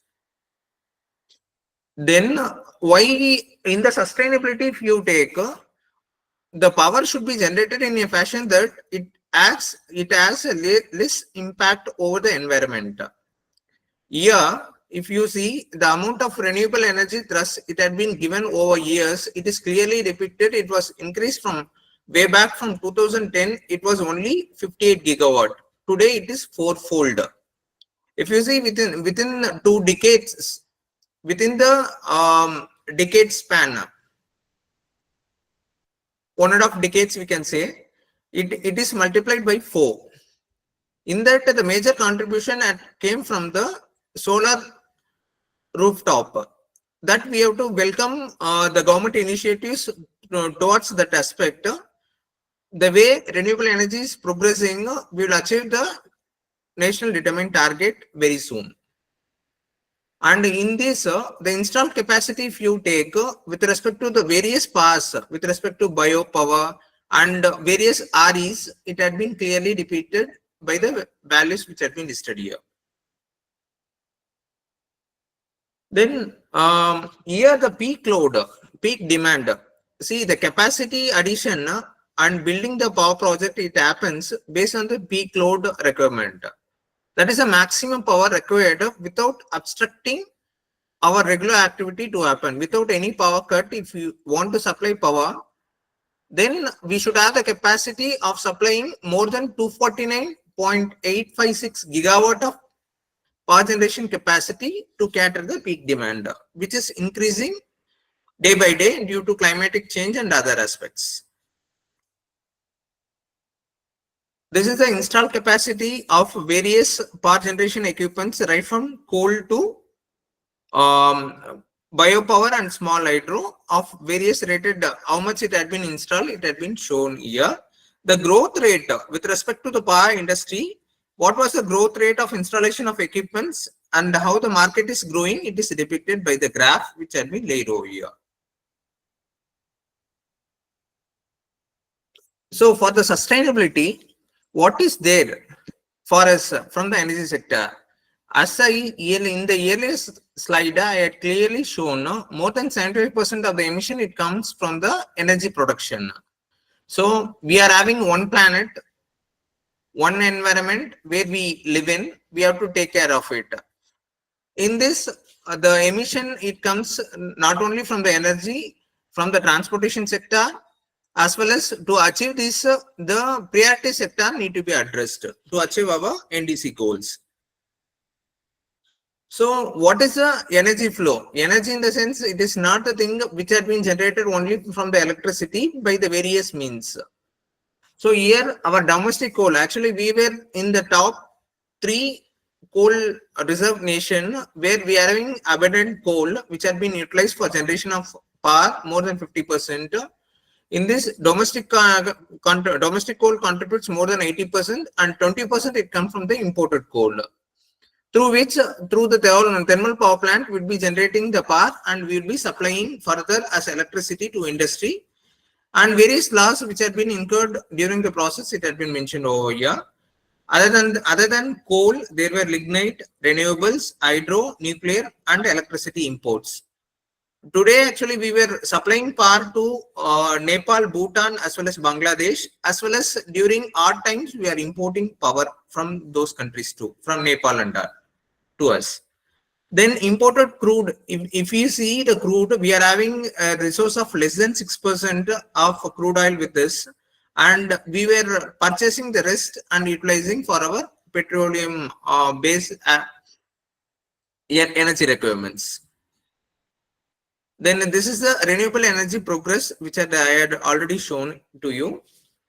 And with respect to the greenhouse gas emissions, as I stated earlier, with respect to Indian scenario, the maximum greenhouse gas emission is done by the energy sector, that is 76%, which is mentioned in Niti Aayog portal, and agriculture by 13.7%, then industrial establishment 18%, then waste which has been thrown out, it contributes from 2.6%.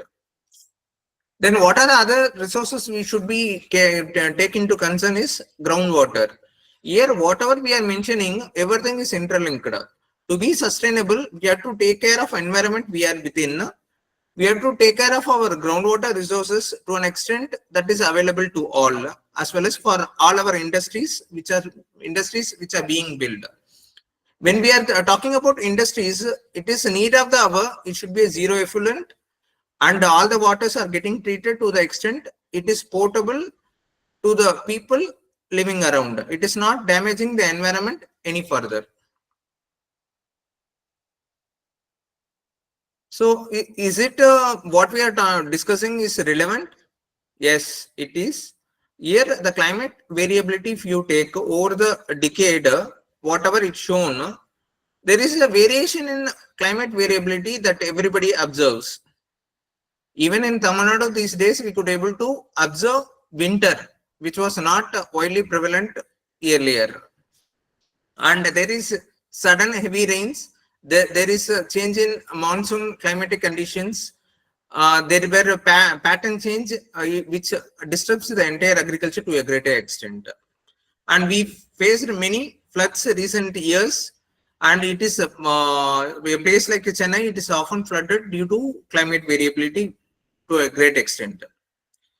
So what is the annual per capita availability of water? So if you see the chart which had been published by our Central Water Commission, it clearly shows the water quantity is getting depleted year by year, and it is projected. Either we are polluting it and we are making it not potable for usage, as well as water is getting depleted. So we have to have our water conservation the way to have a sustainable living. So with respect to agriculture land, it is getting decreased due to urbanization to by 425 kilometers square year on year, and barren land is getting decreased due to change in weather conditions.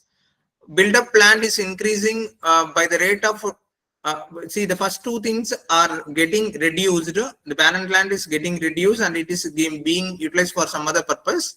With respect to build-up area, it is getting increased by 2,806 kilometers square, and grassland, grazing lands are getting decreased.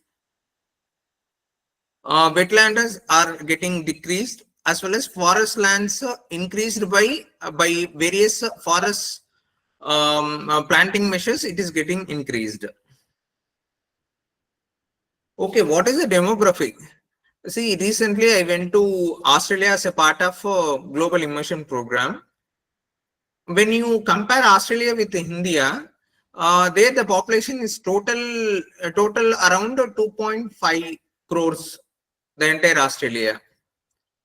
And whatever we are having, even metro, if you take like Delhi or Chennai, we'll be having more than that population at Delhi, and almost 70% population would be there at Chennai. And many of the metros will have the same population as entire country it possesses.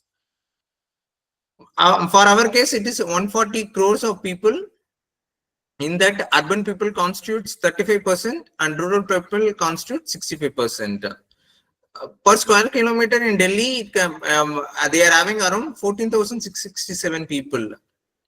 Uttar Pradesh population alone, it is 23.80 crore. It is almost like a few of the states, even the down south, if you take, it is 2 or 3 states put together forms one Uttar Pradesh. So yeah, what I want to stress upon is like the energy is being whatever we are studying now. It would be like it has to be utilized by individuals whoever staying in a particular place. We should make the energy available per person based on per capita basis, such that he has a sufficient availability to have the power. So to that extent, we have to assure. If you want to plan, we have to plan all the aspects in a more sustainable way to cater the demand. Is there any question so far?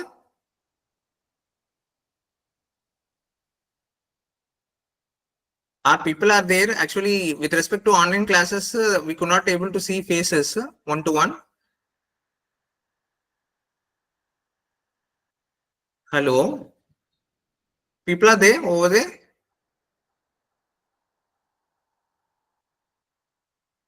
Hello, sir. Hello, sir. We are there. No problem. Okay. Thank you. Let me continue then. It looks like I'm just talking to the monitor. No. We are there, sir. No problem. Yeah. Okay. Let Continue. me continue then. Yeah. Okay, sir. Okay. Thank you. India, what is the target with respect to nationally determined contribution? See, if you see, based on the target of the government, the way the power projects are putting place, it's getting changed. If you see the carbon emission in 2005, it was CO2 emission was 12%, and we have to the energy sector keeps on growing. Still, we have to reduce the emissions by the percentage of what it had been notified. If this has to be achieved, then a lot of technological improvements has to come. Presently, if you, I had explained you that coal sector, it contributes major CO2 emissions. Today, the technology is still under pilot stage with respect to CO2 capturing and converting CO2 into various byproducts. I hope so. A lot of intellects can apply their mind further in developing those technology where CO2 can be utilized effectively on capturing by different modes. That's one area like people can work upon. Then economy-wide emissions. With respect to energy sector, I already notified the energy sector emission is around 75.81%. With respect to waste, it is 2%, and agriculture, it is 13%. With respect to industrial units, it's 8.41%. So emission from all the sectors, if you take year, economy-wide, see, if a nation want to progress, energy is the important tool through which the entire economy grows, without which country can't grow. A sustainable way of generating power and utilizing it to that extent for the development of the nation as well as for the people, it has to be implemented. If that has to happen in a sustainable way, we have to ensure that there is CO2 emission has to be brought down to the target which had been set. If you see energy sector, whatever projection presently it is there, it is keeps on increasing. So it is the need of the hour. It has to be captured and it has to be converted to any usable product so that we are not increasing CO2 any further in the environment where we are living in. So these are energy emissions in 2019 which have been taken from the Niti Aayog portal. Okay. Here it comes with the India's energy matrix. See, the total energy demand, how it had been derived, it had been mentioned over here. And with respect to the crude oil utilization and natural gas utilization, who is utilizing what percentage had been notified. All are numerics taken from Niti Aayog portal. In a nutshell, so with respect to power, India is the third largest country for power generation after US and China. And here utilities are undergoing transformation. As the previous faculty had told, here the each installation which had been done 30 years back or 25 years back, it requires renovation and modernization. So there is a plenty of scope among all the academia as well as the upcoming students to invest their knowledge in the energy sector for the adoption of right technology as well as smart grids for the development of the energy ecosystem. And we are the leading consumers of coal today. And with see, when we are leading consumer of coal, then we have to ensure that there is a carbon capture systems available in place to capture CO2 to an extent it is getting reduced. And further, there is a national goal gasification mission from the government, where in which we are planning to, instead of using coal for power generation alone, coal would be utilized for conversion to useful chemicals, where input dependence it would be reduced, and CO2 it would be captured and it would be utilized for further products. With respect to oil sector, if you take as a previous faculty also notified, there is a natural gas issues were there with respect to Tirupura, where they could not able to run the gas turbines and other aspects. Here natural gas, if you take whenever the price had been raised to a greater extent, there is actually it is getting imported to a greater extent to supply. Whenever the price goes to a greater extent where it could not able to supply, even if you supply at that rate, the power which is generated, it can't be consumed. It would be at the higher charges and it can't be supplied at loss. So the thing is that those days they will find the alternate way of generating and purchasing power and supplying those things. So here in this whatever investment, if you take whatever available oil resources are available, through various HELP programs, it is keeps on private as well as PSUs are invited to bid and take the areas for rigging and taking the oil for the purification here, and it would be utilized for India actually. And with respect to the environmental commitments, see why RE had been come to the picture was to reduce the to ensure that the temperature doesn't rise more than 1.5 degrees Celsius, which was the need of the hour. To achieve that, the amount of CO2, which was a greenhouse gases, need to be reduced. For that, adoption of RE is required. The net energy saved was more important than produced. So for that, energy efficiency measures had been taken place in India in a greatest aspect. And with respect to the solar capacity, we achieved a lot, that is 100 gigawatt by 2022 and 175 gigawatt further addition by 2027. And in the energy efficient program, government launched Ujala program launched to promote the use of energy efficient appliances. Most of us these days we were using LED lamps, and they were installing more than 20 million solar pump sets in the last 2 to 3 years. Then energy for all. So under the government schemes, Ujwala, they had connected more than 80 million LPG connection. This has to ensure that by a clean fuel, it is getting fueled for the energy supply, as well as the kilometer line. If you see, more than 15,000 kilometer gas pipelines in India is getting installed. Actually, they were city gas distribution where whatever waste it is getting thrown. There are many projects, upcoming projects are there, like biogas plant, certain schemes are available where public-private partnership, we could able to put a biogas plant and we can supply those biogas um, to the through the city gas distribution to the retail outlet as well as to oil companies we could able to supply, by which two things can happen. One is we can reduce the greenhouse gases emission in the waste as well as generating those power and supplying for the benefit of the environment. For that, reforms have been in place, gas reforms being initiated, Power for All, a joint initiative by central and state governments are in place, and it is in progress, like a 24/7 availability of power for the entire 40 million new and giving 40 million new connections also, it's there in place. So here, what the point I like to stress upon is like energy sector is keeps on growing. One is by installing the new projects, the other is renovating and modernization of the old projects. Further, we have to be giving the power in an affordable price, and power to all was a target of our country.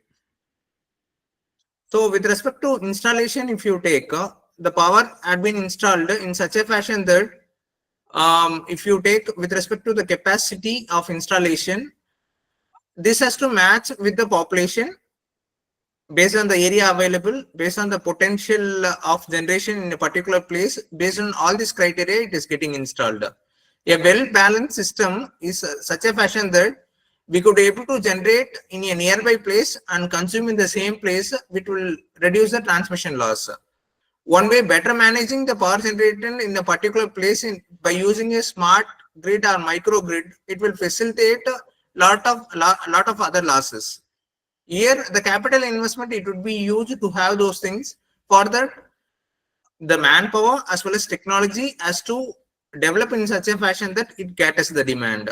So it requires a lot of decentralization with respect to the installation as well as management of those things. Lot of policy changes as well as the technological implementation is required to achieve those things. Presently, if you take the way it had been shown in this pie chart, the way it was mentioned, it was installed the total 416 gigawatt of power in India. Then with respect to the share of renewable as well as non-renewable sources, these are the power is in here, what is measured the percentage. Non-renewable power earlier in 2013, if you take, it is 82% and the share of renewable was 17%. Even the last year, if you take the share of, see, two things are there in place. One is like the amount of power plants which have been installed, either solar, hydro and other things. Hydro is seasonal based on the availability of water. Solar, it had been generated in the solar hours. Wind, again, based on the wind availability as well as the period in which the required speed is available.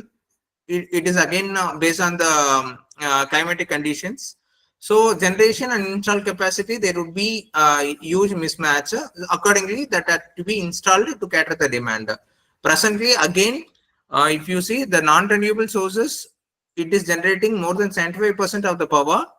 Renewable is providing us only 20.34. There is a huge scope for to attain the sustainability. We have to strike the card such that we could able to generate more in renewable, less in non-renewable resources to have a sustainable future. And second aspect, with respect to meeting the base load and other requirements, we have to equip the technology in such a fashion that it caters the demand. Then with respect to percentage of losses, as I said earlier, presently the losses of distribution, losses of transmission and distribution put together, it was 17.28%. We were placed among African countries with respect to our energy conversion and distribution with respect to this. Even though with respect to long range distribution, the efficiency had been increased, still the pilferage need to be curtailed to improve our stand with respect to the energy distribution with respect to this. Then with respect to the net energy import dependency of energy commodities during the last 10 years, how much it had been imported. So crude oil, if you see, the imports have been continuously, it is on increasing side. With respect to coal, again, see, if you see, it is almost lies in the same percentage. Even though there is a increase, a requirement of increase in coal, it had been catered by increase in the amount of coal getting mined in our coal mines. It is getting shown by not increasing the percentage of coal, as well as in crude oil, the same case. If there is an increase, then the amount of increase in domestic coal crude oil generation was relatively meeting the demand. Even then, it is not reducing the crude oil imports. With respect to natural gas, if you see, the amount of utilization of natural gas in India is relatively less. And in that itself, due to various global factors, we could not able to import more than this. Then energy intensity in megajoule per rupee. 1 rupee, what it gets. How much energy we can purchase in India? That is around 0.2188 megajoule per rupee. And per capita energy consumption, if you see, we are slowly from 13 to 22 today, it had increased per capita by 4,000 megajoules per person. It had increased to that extent. Then with respect to trend in installation of energy generation capacity. See, year from year it shows clearly the amount of thermal power projects was power generating capacity was relatively high. That is scattering the load of the grid. With respect to nuclear, it is almost a straight line. With respect to again hydro, again it's a straight line. With respect to RES, that is keeps on progressing, and it is increasing in an increasing trend. Okay, here it comes. Where India per capita energy usage, just a comparison. It is almost half the global average, yet we are the third largest emitter. Even though we consume power only half of developed countries, we were the third largest emitter. Why? Because of two things. The way we generate energy,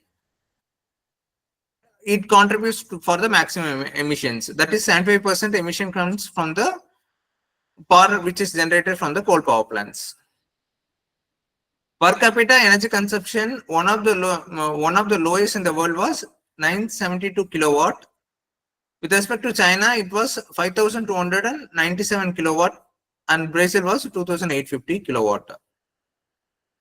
We have to reduce the global greenhouse emissions, as well as we have to capture the CO2 which is emitted in the environment by forest cover. Because of that, in the earlier side, I had shown a lot of forestation initiatives have been taken by the government by various modes to capture the CO2 in the environment in a natural way. And we are increasing non-fossil power generation capacity to 40%. Non-fossil power generation is nothing but wind, solar, nuclear. Those modes has to increase. Hydro need to increase by 2030. Hydro and all based on the limitation of water where it is available and the terrains based on which it can be installed. Then what would be the economic implications? Actually, when we talk about sustainability, it looks very nice and cool. But with respect to the implementation part, the economics comes to the picture. If you want to have a CO2 capturing system and other systems in power project, then a cost would be applied to it that would be passed on to the end customer. Or else there should be a carbon market where we could able to trade and we could able to take money out of it. Presently, carbon trading in India, it is not started yet. As well as if you put carbon capturing systems, then the cost if you pass on to the individual, it would be very tough to handle, as well as there would be economic drain for that towards it. until otherwise it is economically viable. Then investment with respect to the equipments, it comes with the cost, as I say. So cost of electricity of supply may increase, and for CO2 storage, a lot of space is required, and carbon capturing system is evolving with respect to carbon capturing and utilization. Nuclear, again, it is a long lead time to install a power project. That is also underway to cater the power increasing demand. So there should be we should model a energy supply strategy and alternative to reduce the environmental impacts. So Niti Aayog as India Climate Energy Modeling Forum to achieve this whatever notify things to reduce the global greenhouse gas emission. So this I had already mentioned Indian development landscape. We were like 140 crore people, that is 1.4 billion, and we are the third largest emitter in the world. Even though our per capita the energy consumption is relatively less. Then with respect to India's energy renewable energy landscape, there is a national solar mission under which we are putting the solar panels in the rooftops, as well as there are this one solar pumps had been getting installed. Solar parks are getting installed by Indian government. With respect to policies, through the policy, there were a target like 100 gigawatt by 2022 and 500 gigawatt by 2030. There are accelerated viable gap funding have been provided by the government to facilitate the power projects getting installed with respect to the REs, where we are getting subsidies for installing the power projects. This I had already shared, what is the target with respect to 500 gigawatt. Then energy efficiency initiatives. So perform, achieve, and trade. You would have seen in star ratings which have been implemented, which was very unique with respect to the India in the entire world, where we had taken the initiative of building the energy efficient equipments for utilizing the power, by using which we are saving more than 10% of power which is generated and distributed, that is getting getting saved by the energy efficiency plan which had been implemented. And continuously we have been in place of changing the LED bulb, whatever inefficient electrical lighting equipments are there, it is getting changed by Ujala and LED lighting campaigns. So that is being done by the Bureau of Energy Efficiency by the labeling programs, as well as the potential barriers were for doing these programs were the upfront cost. Even though actually people in urban places and well-offs are changing the bulbs, even today the bulbs were relatively costly. For the general public to afford to through government schemes, they are want to subsidize it. Even then, the prices were relatively high. Further, the upfront cost for implementing the technology with respect to appliances, it is slightly on higher side, where government is taking initiative to reduce the cost so that it is affordable for all the people. So Indian climatic commitments with respect to India role in Paris Agreement, we will reduce the carbon intensity by 33 to 35% by 2030 compared to 2005 levels, and we will achieve net zero emission by 2070. The mitigation and adaptation measures. So mitigation measures include installing more renewable energy expansion, energy efficiency program, and transition to green hydrogen instead of oil burned automobiles. Instead of IC engines, there would be green hydrogen powered vehicles would be there. EV vehicle adoption. It will build a climate resilient infrastructure, and by improving water management, we'll have a sustainable living. So in this way, actually India is approaching to achieve the sustainable development goals by integrating affordable and clean energy, climate action, life on land. By encompassing all the three, it is for the sustainable development Indian government is aiming for. In this policy, there are smart city missions are there. Instead of avoiding unplanned cities, which is contributing for many avokes, smart cities missions are in place, and ATAL mission for regeneration and urban transformation focus on sustainability and climate resilience in urban areas are being taken care. Instead of avoiding flooding and other things, these various policies are in place. So with respect to green hydrogen development, any of you can share what is green hydrogen?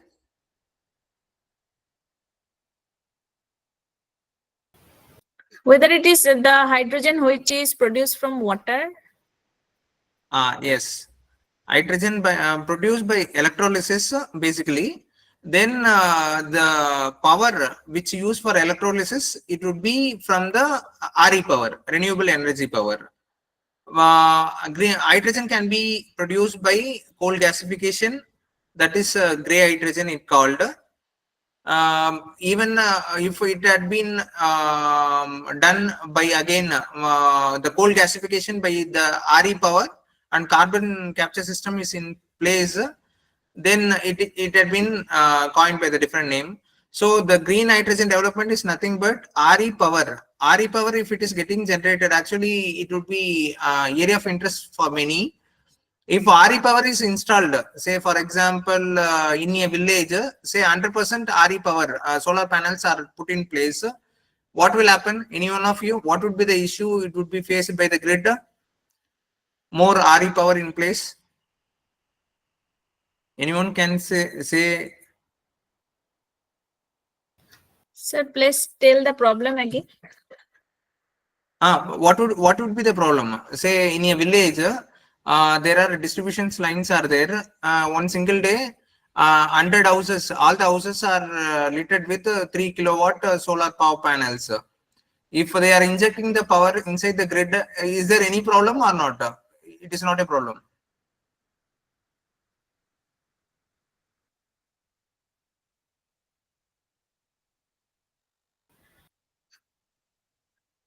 Whether there is a problem of synchronization of power.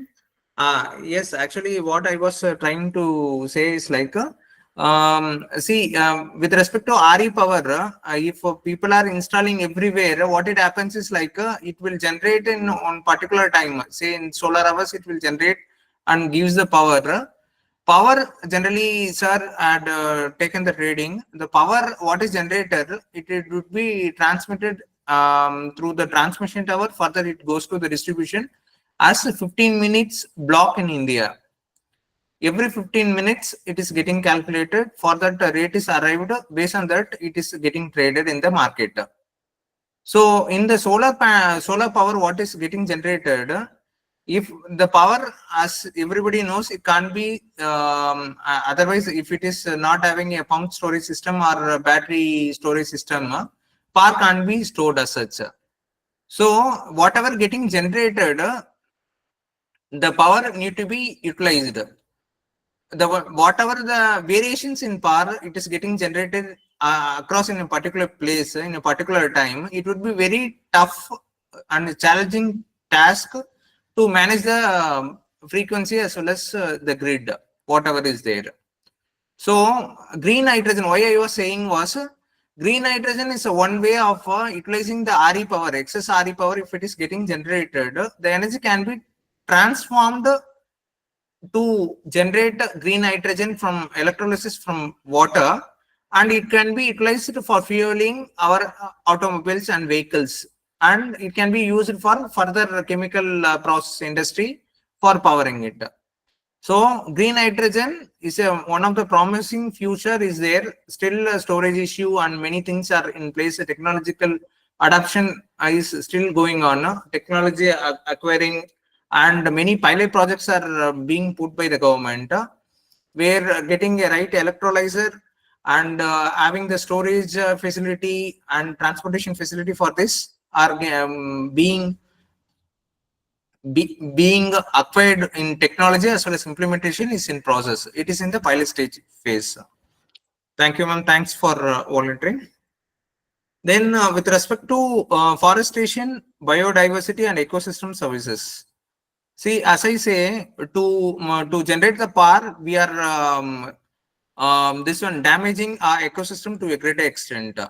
So, by various means, it is being ensured that India's Green India mission, the trees are getting afforestation activities are being carried out. Actually, it acts like a carbon sink, as well as there are many national biodiversity action plans are in place to preserve the ecosystems. So the one more concept where I like to highlight circular economy. It is not new to us. We are using our products in multiple recycles. Today, that trend is being focused upon across the globe, where in which any product should not be thrown just like that. We have to minimize the waste. We have to reduce, recycle, and reuse it to an extent so that the impact on the environment is very less. How many of you heard about Solar Man of India? Anybody heard of Solar Man of India?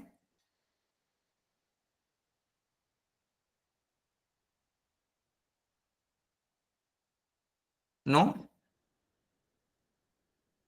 Okay. There was one professor from IIT Bombay who was on a solar trip. Actually, he was living in a bus. He is making awareness program across India with respect to energy, how it has to be utilized, how the impact need to be reduced. If you find time, you just browse upon and see. What I like to stress upon is like awareness is getting created across India by various modes, by various persons, personal level, industry level. The thing is that it is real. In the environment, we have to have less waste in place, so that a circular economy in place to ensure that we are reducing the impact on the environment. A country like India, having circular economy, it yields very good result with respect to development of our nation. Then adaptation to climate change.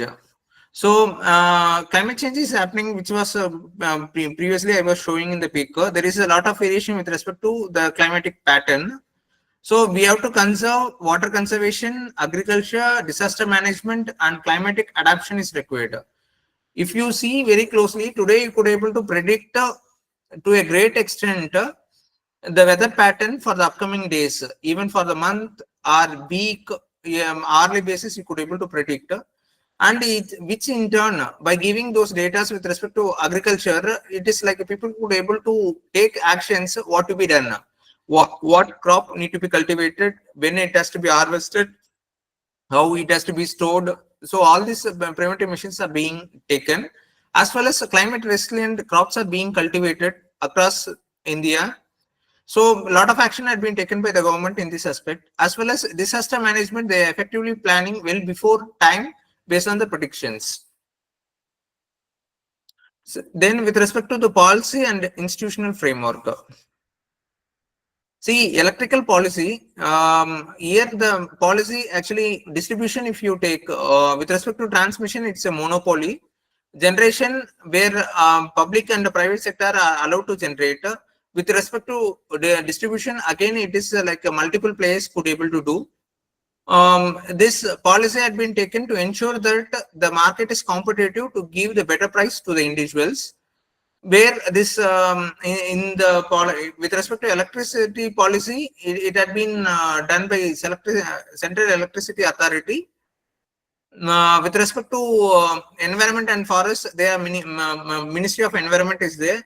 With respect to renewable, there is a separate Ministry of New and Renewable Energy is there. With respect to all the other powers, non-renewable power, Ministry of Power, they are dealing with all the projects implementation. And Bureau of Energy Efficiency is the other regulatory body which ensures this energy efficiency measures in the country. Then international collaborations. So India recently engaged with International Solar Alliance for implementation of projects in the country. And with respect to the challenges, what are the challenges is there to have a sustainable future? So required amount of financing, technological development and infrastructure is required. With respect to financing, there are many viable gap funding had been provided by the government. With respect to the technological development, companies like BHEL, we are spending a lot on R&D, through which we have been continuously upgrading our products with the maximum efficiency, and many technologies being acquired through MOU, Memorandum of Understanding for implementation over here. Best state of art technologies are getting implemented over here, and country with the leadership in renewable energy, energy efficiency, we could able to achieve climate resilience, which offers the blueprint for the developing nation. So with respect to technology, what are the things are required? There is a plenty of space at the bottom. That is innovation in clean technologies, which was need of the hour. And with respect to smart grids, there is a plenty of scope for the people for the upcoming days and the years to come. For the energy storage, again, the cost of energy storage is getting dropped based on the battery storage raw materials, which presently, if you see energy storage, again, there is a big each like we have to depend a lot of raw materials import from China and other countries, due to which the cost is high. As soon as the raw material cost is less and technology is available here, when we are manufacturing here within India, the cost may go down to a greater extent. Presently, there is a rise of electrical vehicles have been there. Solar rooftop is increasing. Green hydrogen pilot projects government is awarded.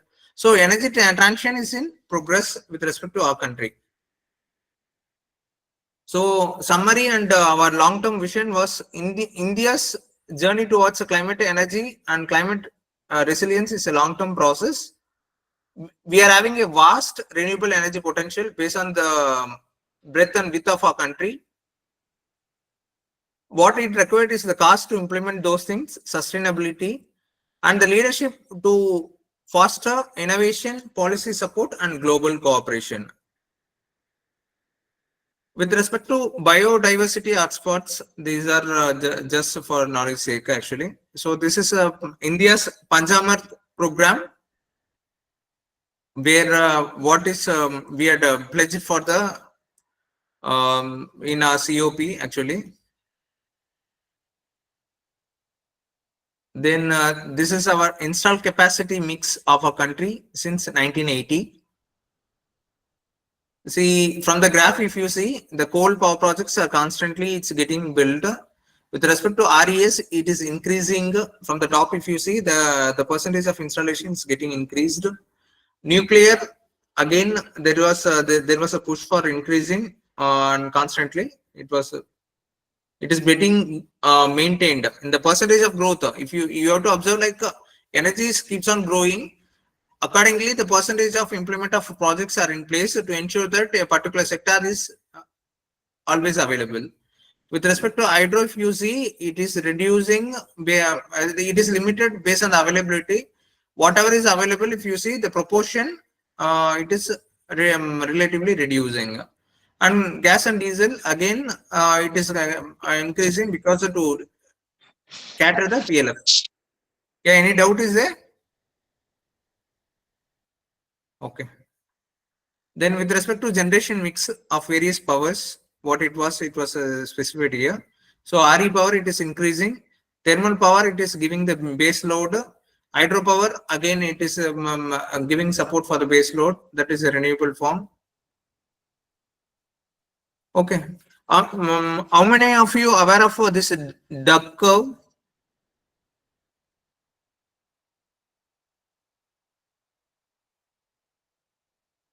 Explanation required for this? Sir, please explain. Yeah. Yeah. Actually, if you see the power generation of various sectors, whatever power generation is there, see the some is called as a base load. We have to maintain the stability of the grid. To maintain the stability of the grid, the fluctuation of power inside the grid, it should be well within the range. If it is varying, then the grid stability blackout may happen if it is unstable. So based on this yellow color was the power generation during solar hours.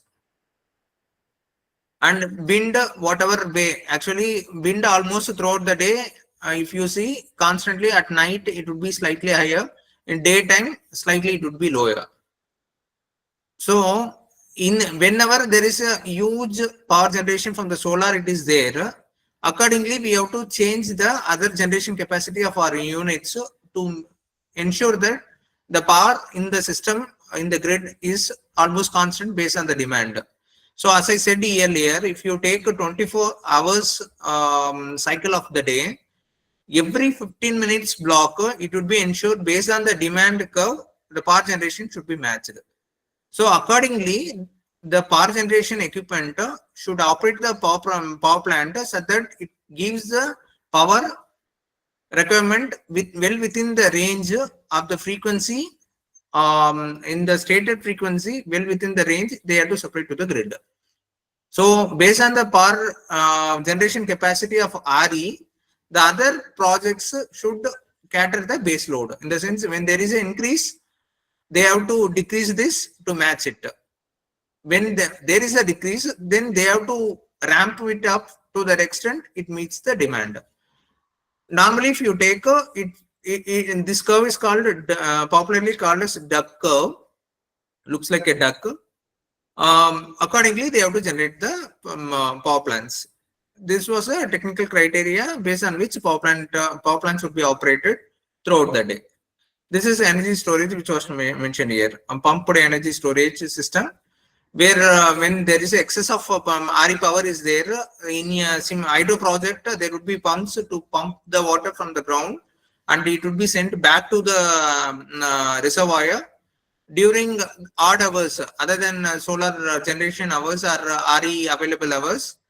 That water would be again brought down from reservoir to the turbine. It would be rolled to produce power. So pump storage is also in progress. We are implementing in many projects. It's in underway. As well as battery charging is getting installed to store the power, excess power in battery, and it would be taken back when the requirement is there, which is taken back here from the batteries, which was mentioned here. This is what. Then here are some of the technical parameters of the power plants. See, coal power plants, it would be available 85% of the time. It means a power plant, if it is built, it can be operated 85% of the year. We can take like if it is 365 days, except in 330 days, it would be available for the generation. Rest 30 days for the maintenance and other activity, it would be taken. It would be preventive maintenance and other aspects. Then gas, it can provide 90% availability, nuclear 68% availability, biomass 60%. With respect to RE power, if you take based on the table of generation profile, it may vary based on location. With respect to pumped storage, 95% of the time, and battery energy storage, 98% of the time. Why I was mentioning very particular with respect to this availability was, availability is the key to ensure that power is available to all the times. And the second part would be the ramping up. Ramping up is nothing but matching the requirement, say demand, within how much percentage, within how much time we could able to rise. We can rise 1% per minute. If there is a demand change is there, a coal can give 1% rise per minute. Accordingly, it would be operated. If you take gas, it is 5%. If you take hydro, it would be 100% ramping is possible. Pumped storage, it would be more than 50% per minute they can rise. So this is the minimum technical parameter. And start up time. Here with respect to coal, you can't switch off totally and immediately from the coal start you can't raise it up. It takes 10 hours. If you shut down a power plant, a thermal power plant, it requires 10 hours to start up again. If it is in art mode, in the sense that the plant actually a part of the steam, instead of rolling the turbine, it would be bypassed and it would be kept in art condition. Then it required 2 hours. If it is warm condition, further the temperature at lower rated capacity it is being run, it requires 5 hours. So based on these technical parameters, every 15 minutes there would be demand would be given. Accordingly, the power plant it would be operated. It would be very much interactive mode. Many technical things had been in place to ensure that uninterrupted power is provided at the home. Okay, these are IPCC criteria. What is the target? And different scenarios. These are international things. Whatever I'm just sharing the last half an hour on the global aspects. With respect to Indian aspect, it is a multi-phase strategy is required. It requires a policy reform, technological advancement. See, a lot of with respect to renewable energy adoption and energy efficiency, a lot of projects can come up to save more power, and there is a plenty of scope here. It's available. And with respect to policy reforms, there is a lot of government supports are there to build many things with respect to the energy sector. And the international cooperations are there with respect to International Solar Alliance. The active transition, actually we are converting things towards renewable energy sources to reduce the carbon footprint. And on this, government as well as all the companies are working on. With respect to the framework, policy framework, sustainable development and climate resilience is a part of our planning commission itself. Here, all the key stakeholders, including the generator, the private sector, as well as civil societies, are being pulled towards this. For this only, actually, the sustainability had been touched upon. Balancing climatic action with economic growth and social equity. These are already I shared. The non-fossil fuel, what is the installed capacity? These are again RE sources which was installed in India, the various percentage of installation. So the rising energy demand is there, but mostly again a lot of thermal power projects are coming up. How dirty it looks, it is not the case with respect to real thermal power project. Only for depiction it was shown. To show thermal power plant, there is a lot of CO2 is getting generated, but as such, this is not the real picture. It would be neat and clean. In conclusion, with respect to Indian context, it is like we are in the pivotal moment with respect to energy security. Like energy should be available to all in a sustainable climate resilience way, and the challenges were significant, but so are the opportunities. Significant in the sense maintaining the grid and in an affordable way, building the power projects, as well as in individual basis of putting generating power which is required for the per capita energy consumption. It is a multi-pronged approach with renewable energy, energy efficiency, and sustainable development. I like to reiterate, India cannot only mitigate climate change but also drive economic growth. We have to cater towards the economic growth. We have to increase the per capita energy consumption and improve the quality of life of its citizens. Just I will brush through the international scenarios. This is RE leaders, how globally people are thinking, how it will go. There globally, if you see solar and wind, they are projecting it will grow, and rest of the sector, they will reduce. Actually, a lot of thermal power plants are getting closed across the globe, where the population is very minimal, and they are afford to have those power projects in place. And with respect to the global RE history and current status, even till today, if you see oil sector, the contribution in the global primary energy consumption are shown here. Coal, a particular sector, actually, if you see over the years, it had been increased. The major utilization is being done at China and India. Rest of the countries, they were reducing it in individual way. Globally, the REs keeps on increasing. There is a plenty of entrepreneurship potential is there with respect to renewables in the implementation. Like people can take up. Hydropower is slightly coming down because the maximum potential is getting reached. And with respect to various renewables, it is keeps on increasing with respect to biomass and other aspects. Solar energy across the globe as well as in India is keeps on increasing. Then with respect to solar energy capacity, this is an interesting slide. With respect to the potential, we are in a place where we are having more than 300 odd days of solar power energy capacity, where we could able to generate power by measuring the solar irradiance in a particular place. Accordingly, we can install the power solar panels to generate the power. We are in a very good place for installing solar plants. But with respect to solar plants, it is like the critical minerals and other things of the panels manufacturing, to the extent it is not being made here to cater the demand. We are importing these things and installing.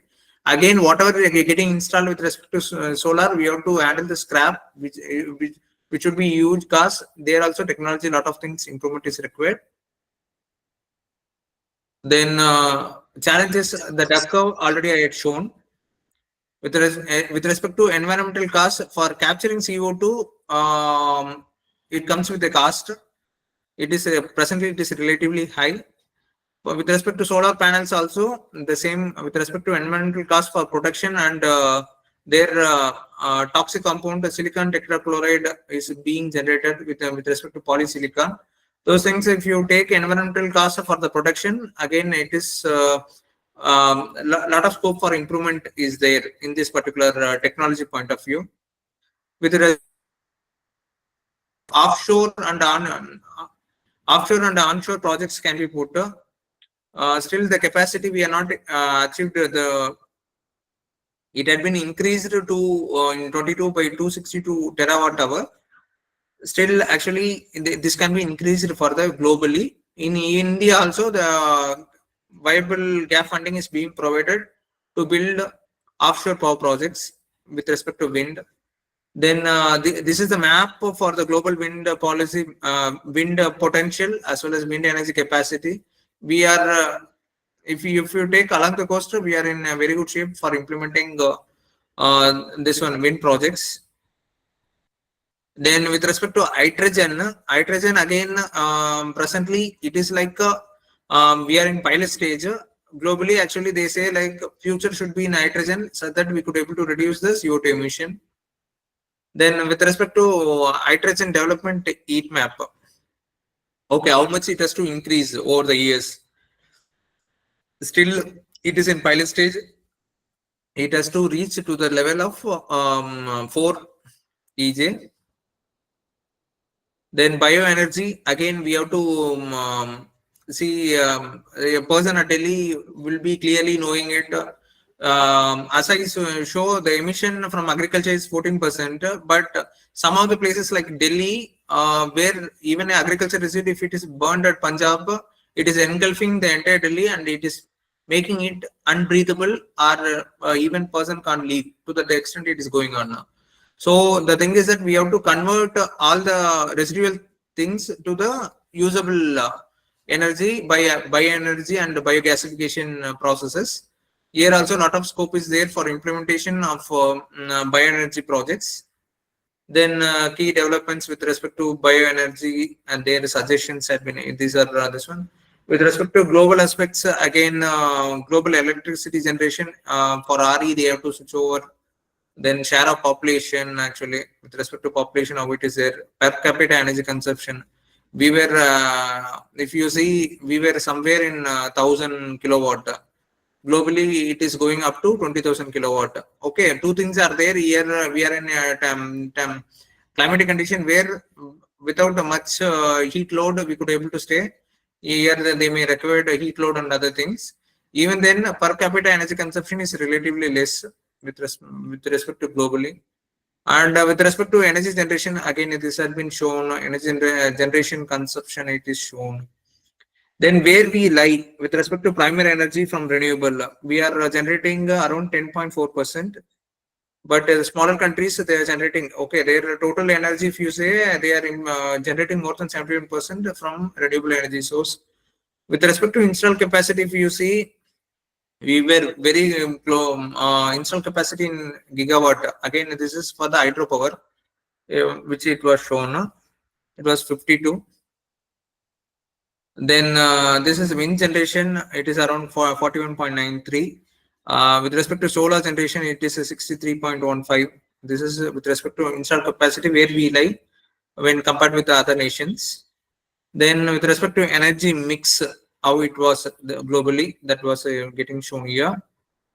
This is primary energy curves actually. With respect to fossil fuel, this where we lie, it is around in ninth place with respect to consume most energy from fossil fuel. Still, other countries are there. It is not like they are even though they are producing more from REs, still they are above us with respect to per capita consume most energy from the fossil fuels. We are in the ninth place. As a country, if you see, even though we are in the ninth place, we are trying to reduce the CO2 footprints with respect to the amount of generation from the fossil fuels. Then global coal production was 48,490 terawatt hour. China was first, India was second with respect to the amount of coal production. And with our case, whatever is getting produced, it is utilized here. This caters around 85%, 80% of requirement of our projects, in the sense for power generation as well as for the industrial requirements. And we are importing further from Indonesia as well as Australia for our power projects, as well as for our industrial requirements. So in this, with respect to the coal consumption, we are comes second with respect to it, because it's for us it's cheaper to generate power from it. With respect to oil production, worldwide, the generation, if you take with respect to production, we are just just producing only 384 terawatt, where worldwide it was 15,256. USA was 8,833 terawatt. So with respect to consumption, if you take, we are third. We are importing and consuming. We are around 2,791. If you see, almost it is like 2,400 terawatt we were purchasing from outside and consuming. That much economy it is getting drained with respect to procurement of oil from across the globe. Then with respect to gas production, we were producing only 298. World it was 40,438. Again, with respect to the gas consumption, India was 582. It was almost double. Half of the thing we are procuring from outside and utilizing for our requirement. So this is nuclear energy. Then the impact of energy production on human health and environment. So what it happens? Coal, what it brings. It is like it is international data. From there it had been shared. If you see solar, it is having relatively less impact. Nuclear it is further less, in the sense of 0.03 death. Then wind. So it goes like this. So accordingly, if it is there, it is healthy with respect to environment. Then these are with respect to other reserves, and these are the other slides. With respect to other countries, how the coal demand is there, coal production, coal supply. Yes, actually, from this, I guess I can wind up. These are repetition of slides of whatever we have shared. Any doubts are there? It's like people are free to ask. Now the time is 8:48. So I will give you 10 minutes. If any doubts are there, they can ask. Otherwise, I will share my own experience with respect to power plants. If anybody is interested. Thank you, sir, for your valuable information shared with us, sir. Yes. Now, I would like to request honorable, the participants, if you have any queries, you may ask our expert, Magesh Kumar, sir, and sir will be happy to answer all the questions. Participants, please. So any questions are welcome. With respect to energy, we are in for almost 16 years. With respect to installation, with respect to energy, with respect to the presentation what I given, or with respect to industry, anything with respect to energy, people are free to ask. Yes, sir. Actually, can you give insight about the green hydrogen? What are the policies for Indian government? What we are going to have in next future? How to generate this green hydrogen? Because very important for the future aspects. Yes, it's actually a really very nice question. See, green hydrogen, if you see closely, actually, Nitin Gadkari, our Honorable Transportation Minister, in the sense, he also actually, the green power automobiles, actually, some cars was using. See, green hydrogen, big ecosystem need to be built. See, electrolyzer, many of us know it's like with adding potassium hydroxide to the water and doing electrolysis of it, it generates hydrogen from DM water. If you in the DM water, if you add a potassium hydroxide, then if you do electrolysis in an electrolysis chamber, hydrogen would be generated. If the power it comes from the solar panel, and if you do the electrolysis, green hydrogen would be generated. Green hydrogen, it's a much lighter gas. To store it, it need to be compressed. If it is compressed and stored, then it is having the energy, high energy is there. If you use it for powering any equipment, after combustion, it gives output as water. That was that was everybody aspect too, where there is no CO2 is emitted, only water comes out. Here the thing is that after generation, to supply it at the economical price, it need to be compressed in such a fashion and it has to be stored. Actually, different techniques are available commercially, hydrates and many methods. But if you see Yes, sir. storage part, Yeah, it is sir. yes. The installation and the processing is very costly actually. So, what are the government initiatives? How we are going to have this green energy in future in terms of green hydrogen? Because this storing of green hydrogen is quite difficult, and as well as the compressing parts and carrying all are very expensive and needs quite Yes, yes, advanced technology. actually. So, Yes, you there are will be right. some You are right. government See, initiatives to have. Yeah. yeah, two things are actually here. The thing is that power cost, if your power generation cost of RE power is lesser, and that lesser cost RE power, if you are giving for the electrolysis, then it reduces a substantial cost with respect to hydrogen. Then second aspect, the where you are generating it, there itself it's supposed to be consumed. Then the transportation cost it would be reduced.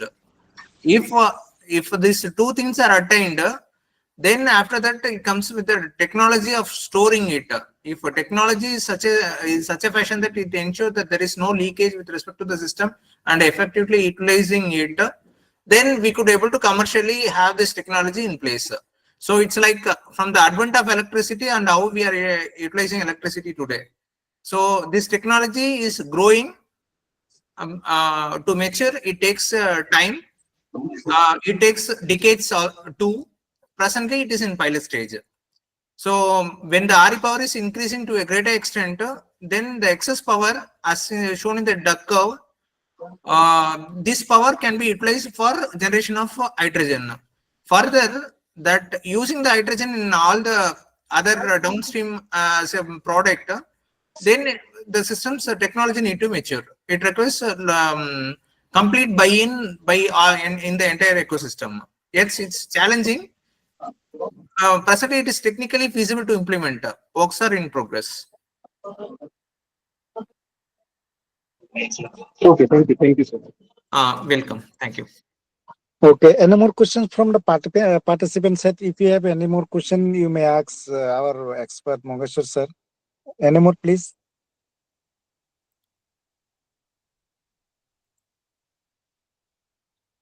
So I think, sir, there is no more question, sir. So Okay. thank you, sir. Thank you, sir, for your valuable, sir, information you So have shared with us. I have to thank sir. Actually, it is like Yeah, 7 to 9 attending a session. It is it's a very difficult task. yeah, sir. I am like throughout the night keeping it. One thing I am seeing, sir. Actually, let me say this. In many countries, actually, they are working very less hours. In our country, we are working throughout the night, I guess. Yes. So I hope so. In the future, we work more productively to improve in various aspects.